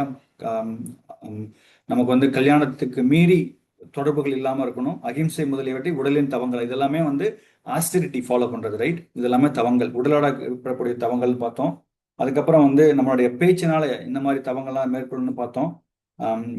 ஸ்வீட்டா பேசுறது, பொய் இல்லாம பேசுறது, இதெல்லாம் நம்ம வந்து பேச்சினால தவங்கள். அதுக்கப்புறம் பார்த்தீங்க அப்படின்னா தூய்மை, மனத்தனுடைய தவங்கள்லாம் பார்த்தோம் நம்ம. ரைட்? திருப்தியா இருக்கிறது, எளிமையா இருக்கிறது, மௌனம், சுய கட்டுப்பாடு, இதெல்லாமே மைண்டை வந்து நம்ம வந்து தவங்களாகும். இது மூணுமே பார்த்தோம் அப்படின்னா இதை வந்து எதெல்லாம் வந்து பகவானை திருப்திப்படுத்துதலை செய்யறோமோ அதெல்லாமே வந்து சத்துவகுணத்தில் இருப்பதாகவும், எதெல்லாம் வந்து மரியாதை நம்ம எதிர்பார்த்து நான் வந்து எனக்கு வந்து நம்ம ஹரே கிருஷ்ணா நான் போறேன், எனக்கு வந்து எனக்கு கீழே இத்தனை பேர் படிக்கிறாங்க, நான் போறேன், எனக்கு யாருமே ஹரே கிருஷ்ணா சொல்லல, அந்த மாதிரி ஒரு எதிர்பார்த்துட்டு பண்ணிட்டு இருந்தேன் அப்படின்னா அதெல்லாமே வந்து தற்பெருமை நிறைந்ததாக இருக்கும். அதெல்லாமே வந்து ரஜோகுணத்துல இருக்கும் அப்படின்னு சொல்லிட்டு தவங்கள் அப்படின்னு சொல்றார் கிருஷ்ணர். அதுக்கப்புறம் வந்து முட்டாள்தனமாக மற்றவங்க அழிக்கணும், மற்றவங்களை துன்புறுத்தணும் அப்படின்னு சொல்லிட்டு நம்மளை உடலை வருத்தி நம்ம தவங்களை மேற்கொள்ளணும் அப்படின்னா அது வந்து தமோ குணத்துல இருக்கக்கூடிய தவங்கள் அப்படின்னு சொல்லிட்டு பகவான் இங்க சொல்றார். அடுத்து ஃபர்தரா பார்த்தோம் அப்படின்னா வந்து என்ன மாதிரியெல்லாம் வந்து தானங்கள், நம்ம செய்யற தானங்கள் வந்து 3 வகையா இருக்கு. அது வந்து என்ன மாதிரிலாம் தானங்கள், என்ன மாதிரிலாம் பண்ணணும்னா எது சாத்விகமான தானம், எது ரஜசிக்கான தானம், எதெல்லாம் வந்து தமசிகமான தானம் அப்படின்னு சொல்லிட்டு இங்க அடுத்த 4 ஸ்லோகங்கள்ல பகவான் சொல்ல போறார். அதை நம்ம பார்க்கலாம். ஸ்லோகங்கள் 20. நிஷாந்தி மாதாஜி இருக்கீங்களா நீங்க? எஸ் பிரபு, நான் படிச்சேன். Okay okay Mataji. ஸ்லோகம் 20.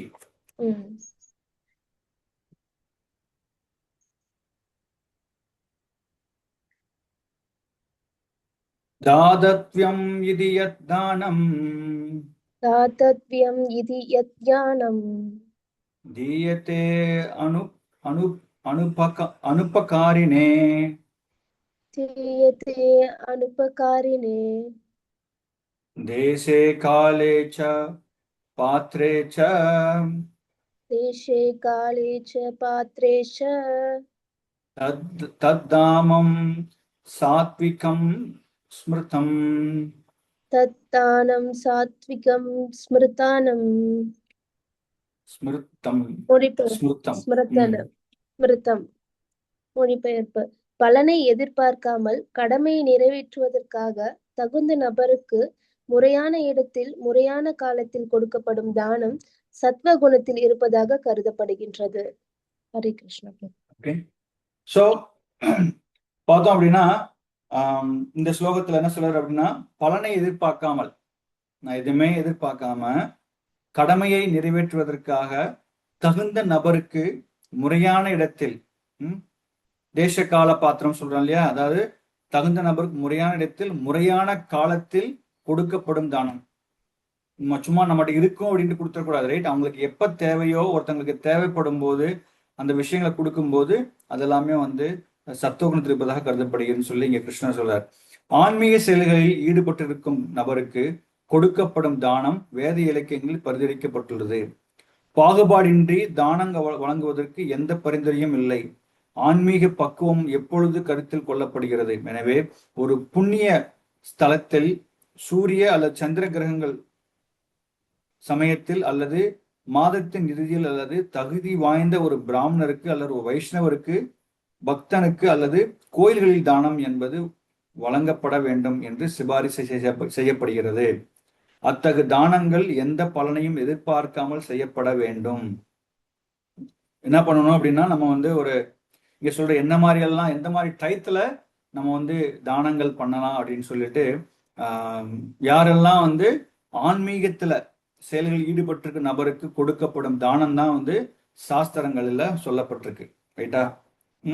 அப்ப என்ன மாதிரிலாம் காலத்து குடிக்கப்பட்டிருக்கு அப்படின்னா, நமக்கு வந்து இப்ப சூரிய கிரகணமோ இல்ல சந்திர கிரகணமோ அந்த மாதிரி ஒரு சமயத்துல, இல்லாட்டி மாசத்துல கடைசியில, இல்லாட்டி வந்து நம்ம வந்து நமக்கு என்ன பண்ணணும், ஏகாதசி அன்னைக்கு வைஷ்ணவர்களுக்கு வந்து ஒரு போஜனம் தரது, இல்லாட்டி வந்து துவாதசி பிரசாதம் தரது. ரைட்டா? அந்த மாதிரி இல்லாட்டி கோயில்ல வந்து நமக்கு வந்து தானம் பண்றது, இதெல்லாமே வந்து எந்த விதமான பலனை எதிர்பார்க்காமல் பண்ணணும். ரைட்டா? வைஷ்ணவர்கள் பக்தர்களுக்கு வந்து அதாவது ஒரு ஒரு விஷயங்கள் பண்றோம் அப்படின்னா அது எதுவுமே எதிர்பார்க்கவே கூடாது, ரைட்டா? ஸோ நம்ம வந்து பிரதி உபகாரம் எதுவுமே எதிர்பார்க்காம நம்ம என்ன பண்ணணும் அப்படின்னா, அவங்களும் எப்படி இப்போ பக்தர்கள் வந்து ஒரு பக்தர்களை வந்து கல்டிவேட் பண்ணி கொண்டு வராங்க அப்படின்னா, நாளைக்கு வந்து அவங்க வந்து கிருஷ்ணா கான்சியஸ்ல வரணும் அப்படிங்கிற ஒரே நோக்கமே தவிர வேற எந்த விதமான எதிர்பார்ப்பும் இல்லாம தான் பண்றாங்க, ரைட்டா? ஸோ அதே மாதிரி இவ எப்படி வந்து தன்னோட தாய் வந்து தன்னுடைய மகன் வந்து என்னை வந்து இவன் வந்து நாளைக்கு வயசானதுக்கு அப்புறம் என்னை பார்த்துக்குவான் அப்படின்ட்டு யாருமே வந்து தன்னோட குழந்தைய பார்த்துக்கிறது கிடையாது, தன்னுடைய கடமையை செய்யறாங்க. அதே மாதிரி நம்ம என்ன பண்ணணும் அப்படின்னா, எதுவுமே எதிர்பார்க்காம, ரைட்? இன்னைக்கு ஒருத்தங்க பக்தர் ஆக்குறோம் அப்படின்னா நாளைக்கு வந்து அவங்க வந்து நம்ம நம்ம நம்ம கீழே இருப்பாங்க, நம்ம சொல்றதெல்லாம் கேட்பாங்க, அந்த மாதிரி இல்லாம பக்தி வரணும். யாரு வந்தாலும் சரி பக்திக்கு வரணும் அவங்க. அதுதான் நம்மளுடைய நோக்கம். கிருஷ்ணா கான்சியஸ் எடுத்துக்கிட்டு அவங்க வந்து அவங்களுடைய இந்த பிறப்பு இறப்பு அந்த மூப்பு அந்த பிணி அதுல இருந்து அந்த சுழற்சியிலிருந்து விடுபட்டு அவங்க வந்து திரும்பி பகவான்கிட்ட போகணும் அப்படிங்கிற ஒரு நல்ல நோக்கத்துல நம்ம வந்து பிரச்சாரம் பண்ணி எதையுமே எதிர்பார்க்க கூடாது, ரைட்டா? குருமராஜ் அடிக்கடி சொல்வார், நம்ம பிரச்சாரம் போகும்போது வந்து நம்ம யாருமே என்ன கிடைக்கும், இப்ப அன்னைக்கு அங்க போனேன் அப்படின்னா எனக்கு இந்த மாதிரி மரியாதைகள்லாம் கிடைக்கும், இந்த மாதிரி எனக்கு எல்லா கம்ஃபர்ட்னஸும் கிடைக்கும் அப்படின்னு எதிர்பார்த்து போகக்கூடாது, பகவானை நம்பி போகணும், ரைட்டா? ஸ்ரீமத் பாகவதத்துல ஃபர்ஸ்ட் கேண்டோல ஐ திங்க் 18 சாப்டர் 19 சாப்டர் ஏதோ இதுல சொல்லிப்பாரு, எதுவுமே எதிர்பார்க்காம இருக்கணும். பகவான் வந்து பரீட்சித் மகாராஜ் எப்படி இருந்தாரு அப்படின்னா, நான் வந்து பகவானுடைய கருணை, இதுவுமே வந்து பகவானுடைய கருணை அப்படின்ட்டு தான் இருந்தார். அதே மாதிரி நம்ம வந்து எதுவுமே எதிர்பார்க்காம எது நடந்தாலும் சரி அது வந்து பகவானோட கிருப்பை அப்படின்னு நினைச்சிட்டு இருந்தோம் அப்படின்னா நமக்கு எந்த விதமான பிரச்சனையும் இருக்காது. அதனால நம்ம வந்து ஒரு விஷயம் பண்றோம் அப்படின்னா, கோவிலுக்கு பண்ணா கூட நான் பகவானுக்கு நான் பண்றேன், நான் 100 தேங்காய் உடைச்சிருக்கேன், 1000 தேங்காய் உடைச்சிருக்கேன், எனக்கு இது கூட அது கூடன்னு கேட்டு ஒரு எதிர்பார்க்காம பண்றதுதான் வந்து நம்ம வந்து அதை வந்து அந்த சத்துவகுணத்துக்கு தானம் சொல்லி சொல்லப்படுகிறது. அத்தகைய தானங்கள் எந்த பலனை எதிர்பார்க்காம செய்யப்பட வேண்டும். சில சமயங்களில் இரக்கத்தின் காரணமாக ஏழைகளுக்கு தானம் வழங்கப்படுகிறது. ஆனால் தானம் பெறுவதற்கான தகுதி அந்த ஏழை மனிதரிடம் இல்லாவிடில் அத்தகைய தானத்தினால் எந்த ஆன்மீக முன்னேற்றமும் இருக்காது. வேறு விதமாக கூறினால் பாகுபாடற்ற தானம் வேத இலக்கியங்களில் பரிந்துரைக்கப்படுவதில்லை. நம்ம வந்து யாருக்கு பண்றோம், பாத்திரம் அறிந்து பிச்சை போடுதல்னு சொல்லி சொல்லப்பட்டிருக்கு இல்லையா தமிழ்ல? அப்ப நம்ம வந்து யாருக்கு தர்றோம் அப்படின்னு பார்த்து நம்ம வந்து பண்ணணுமே தவிர எல்லாருக்கும் நம்ம வந்து தானம் பண்றேன்னு சொல்லிட்டு நம்ம வந்து பண்ணக்கூடாது அப்படிங்கிற விஷயத்த இதுல தெரிஞ்சுக்கிறோம். நம்ம ஃபர்தரா அடுத்த ஸ்லோகங்கள் பார்க்கலாம். ஐ திங்க் ஒன்ஸ் எல்லாரும் படிச்சிட்டோம், எல்லாருமே படிச்சிட்டீங்க இல்லையா? அச்சுதானந்த பிரபு படிச்சாச்சு, அகிலா மாதாஜி, புவனேஸ்வரி, ஜெயபிரதா மாலினி, மங்களம் தாய் பிரபு, முகுந்த பிரேமராஜா பிரபுக்கு வந்து தொண்டை சரியில்லை, பத்மா மாதாஜி படிச்சுட்டாங்க, பிரேம மாதாஜி, ரத்ன மாதாஜி மாதாஜி இருக்கீங்களா? ஹரே கிருஷ்ண மாதாஜி. 21வது ஸ்லோகம்.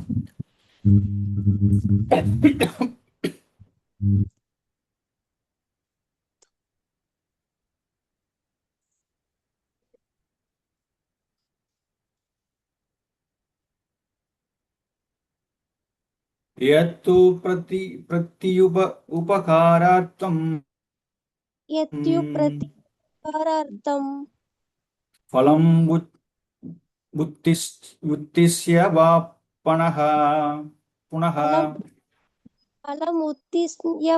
पुनः तीरे च परिक्लिष्टं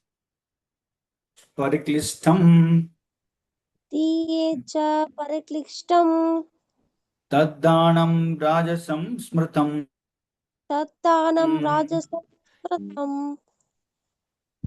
பிறதி உபகாரத்தை எதிர்பார்த்து ஏதேனும் பலனை விரும்பி அல்லது விருப்பமின்றி கொடுக்கப்படும் தானம் ரஜோகுணத்தில் இருப்பதாக கூறப்படுகின்றது. பொருளரை படிக்கிறதுங்க.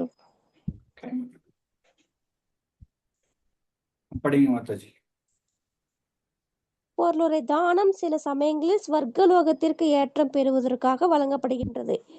வேறு சில சமயங்களில் மிகுந்த சிரமத்துடன் கொடுக்கப்படுகின்றது. தானம் அளித்த பின்னர் நான் எதற்காக இவ்வளவு பணத்தை செலவழித்தேன் என்று எண்ணுகின்றான். சில சமயங்களில் பெரியோர்களின் வேண்டுதலால் கட்டாயத்தின் பேரில் தானம் வழங்கப்படுகின்றது. இத்தகைய தானங்கள் ரஜோகுணத்தில் கொடுக்கப்படுவையாக கருதப்படுகின்றன. பல்வேறு தர்ம ஸ்தாபனங்கள் புலனுகர்ச்சியில் ஈடுபட்டிருக்கும் நிறுவனங்களுக்கு தங்களது பரிசுகளை வழங்குகின்றன. அத்தகைய தானங்கள் வேத சாஸ்திரத்தில் பரிந்துரைக்கப்படவில்லை. ஸ்வத்வ குணத்தில் தானம் மட்டுமே சிபாரிசு செய்யப்படுகின்றது. சத்வ குணத்தில் தானம் மற்றும் சிபரசு. ஹரே ஓகே கிருஷ்ணா. மாதாஜி, ஹரே கிருஷ்ணா. சுஜிதா மாதாஜி, அடுத்த ஸ்லோகம் படிங்க. வந்து ரெண்டும் சேர்த்து டெக்ஸ்ட் வாங்கிட்டேன். 22.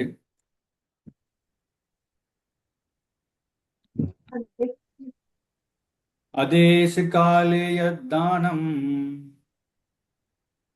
அதே சுஜிதா மாதாஜி, நீங்க தானே படிக்கிறீங்க? பிரபு ஓகே மாதாஜி, படிங்க. பிரபு அதே அதே அதேச கால யத்தானம் आदेश काल यद्दानम् अपात्रेभ्यश्च च दीयते अबात्रेष्यश्च च दीयते असत्कृतम् अवज्ञातम् असत्कृतम् अवज्ञातम् तत् तामसम् उदारितम्. தத்தாமசம் உதாக்கிருதம். மொழிபெயர்: தூய்மையற்ற இடத்தில், முறையற்ற காலத்தில், தகுதியற்ற நபர்களுக்கு அல்லது தக்க கவனமும் மரியாதையும் இன்றி வழங்கப்படும் தானம் தமோ குணத்தை சேர்ந்ததாக கூறப்படுகின்றது. பொருளுரை படிக்கட்டுமாங்க பிரபு? பொருளுரை: போதையிலும் சூதாட்டத்திலும் ஈடுபடுவதற்காக கொடுக்கப்படும் தானங்களுக்கு இங்கு ஊக்கம் தரப்படவில்லை. அத்தகு தானங்கள் தமோ குணத்தை சேர்ந்ததாகும். அவை நன்மை தருபவை அல்ல.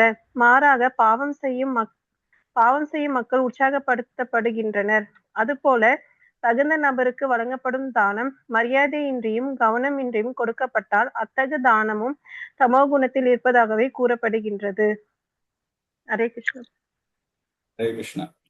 ஸோ இங்க பார்த்தோம் அப்படின்னா நமக்கு 3 வகையான தானங்கள் பார்த்தோம். சத்துவ குணத்தில் இருக்கிற தானங்கள் என்ன, ரஜ குணத்தில் இருக்கக்கூடிய தானங்கள் என்ன, தமோ குணத்தில் இருக்கக்கூடிய தானங்கள் என்னன்னு பார்த்தோம்.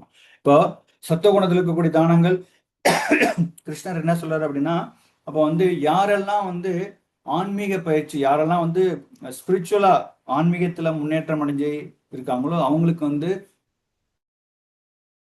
நம்ம வந்து தானங்கள் பண்ணலாம் அப்படின்ட்டு சாஸ்திரத்துல சொல்லப்பட்டிருக்கு. அது வந்து நம்ம பார்த்தீங்க அப்படின்னா, ஒரு கோயிலுக்கு போகிறோம், ஒரு தாமுக்கு போகிறோம், விருந்தாவன் போகிறோம், இல்லாட்டி மாயாப்பூர் போகிறோம், இல்லை பூரி போகிறோம், ஏதோ ஒரு க்ஷேத்திரத்துக்கு போகிறோம், அயோத்தியா தாமம் போகிறோம். இப்போ க்ஷேத்திரத்தில் போகும்போது அங்கே வந்து நம்ம வந்து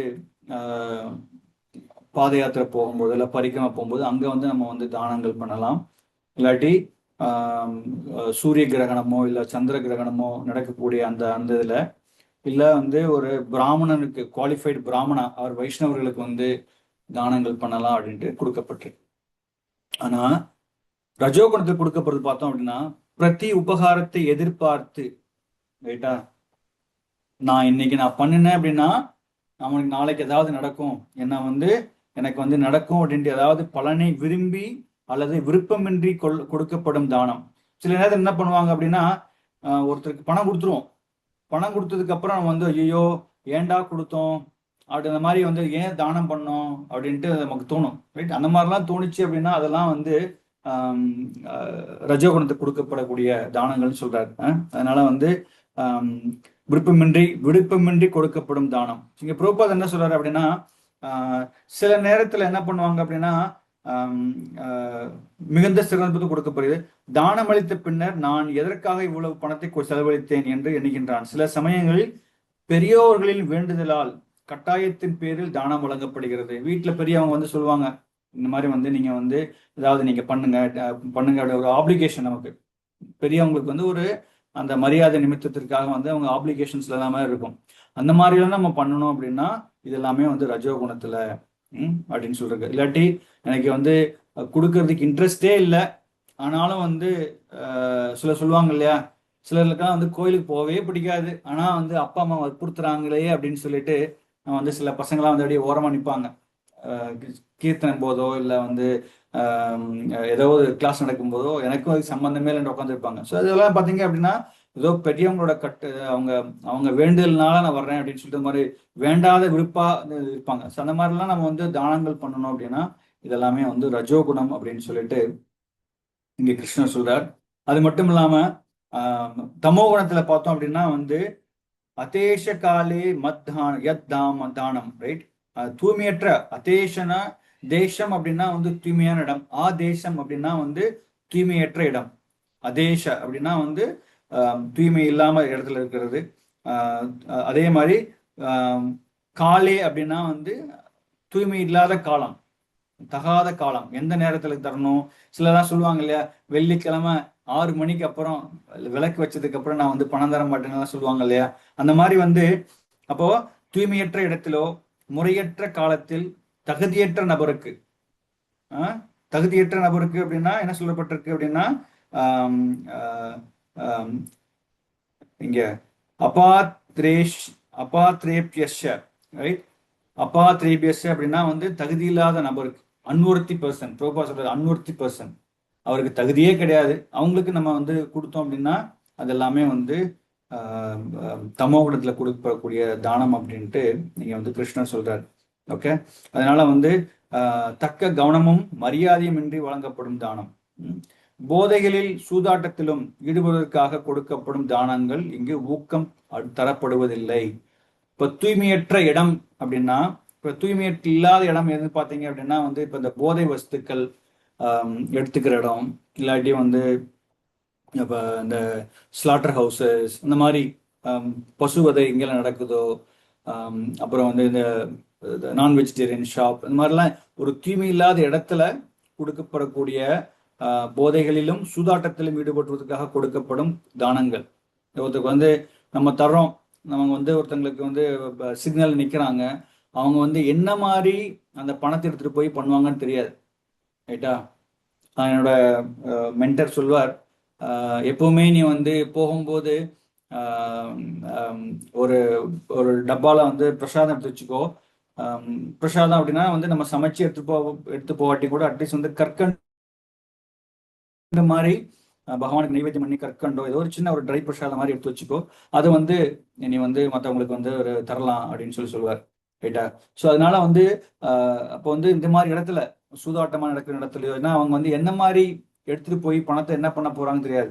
அவங்க சூதாட்டம் பண்ண போறாங்களா இல்ல போதை ஈடுபடுத்த போறாங்களான்னு தெரியாது. அப்ப அந்த மாதிரி இதுக்கெல்லாம் தானங்கள் பண்ணக்கூடாது என்று ஊக்கம் தரப்படவில்லை. அத்தகைய தானங்கள் தமோ குணத்தை சார்ந்ததாகும், அவை நன்மை தருபவை அல்ல, மாறாக பாவம் செய்யும் மக்கள் உற்சாகப்படுத்தப்படுகின்றனர். அந்த மாதிரி நம்ம கொடுத்தோம்னா என்ன ஆகும் அப்படின்னா, அது வந்து என்ன ஆயிடும் அப்படின்னா அவங்க உற்சாகம் அடைஞ்சிருவாங்க. அதனாலதான் வந்து இப்ப சிக்னல்ல நிக்கிறவங்களுக்கெல்லாம் வந்து நம்ம வந்து ஏதாவது பைசா தரணுமா அப்படின்னு கேட்டோம்னா கிடையாது, தரத்தவே இல்லை, ரைட்? அவங்களுக்கு ஹரே கிருஷ்ணா சொல்லிட்டு நம்ம பாட்டு போயிட்டு இருக்கலாம். பட் அவங்களுக்கு முடிஞ்ச அளவுக்கு நம்ம பிரசாதங்களை தரலாம். நம்ம டெம்பிள் வந்து இப்போ ஃபார் எக்ஸாம்பிள் வந்து எப்பவுமே சொல்லுவார், அவரோட கார்ல, என்னோட மென்டர் வந்து யூஎஸ்ல இருக்காரு, அவர் வந்து பாத்தீங்கன்னா அவரோட கார்ல எப்பவுமே வந்து பிரசாதம் வச்சிருப்பார், ஏதாவது பிரசாதம் கண்டிப்பா இருக்கும். அன்னைக்கு வீட்டுல காலையில சக்கரை பொங்கலோ ஏதாவது பண்ணி வச்சிருப்பாங்க, இல்லாட்டி ஏதோ ஒரு ட்ரை பிரசாதம் வச்சிருப்பார். போகும்போது வந்து யாராவது சிக்னல் இருந்து கேட்டாங்களா, அந்த மாதிரி கேட்டாங்கன்னா அது கொடுத்துருவார், ரைட்? அதே மாதிரி நம்மளும் அந்த மாதிரி பண்ணணுமே தவிர பணத்தை கொடுக்கறது வந்து நம்ம வந்து அவாய்ட் பண்ணணும். அதெல்லாம் வந்து ஒரு உகந்தது கிடையாது அப்படின்னு சொல்லப்பட்டிருக்கு. அதுபோல தகுந்த நபருக்கு வழங்கப்படும் தானம் மரியாதையின்றியும் கவனமின்றியும் கொடுக்கப்பட்டால் அத்தகு தானம் தமோ குணத்தில் இருப்பதாக கூறப்படுகிறது. நம்ம எதுவுமே என்ன சொல்றது, ஒரு த்ரெட்டு தர்றோம், அவர் வந்து ப்ராப்பரா அக்செப்ட் பண்ணல, ஏதோ கொடுக்குறோம் அப்படின்னா மரியாதை இல்லாம ஏதோ பண்றோம் அப்படின்னு வச்சுங்க, அந்த மாதிரிலாம் வந்து நம்ம வச்சு அந்த மாதிரி அந்த மென்டாலிட்டிலாம் பண்ணணும் அப்படின்னா அது எல்லாமே வந்து தமோ குணத்துல கொடுக்கப்படக்கூடிய தானம் அப்படின்ட்டு இங்க வந்து பகவான் சொல்றார்.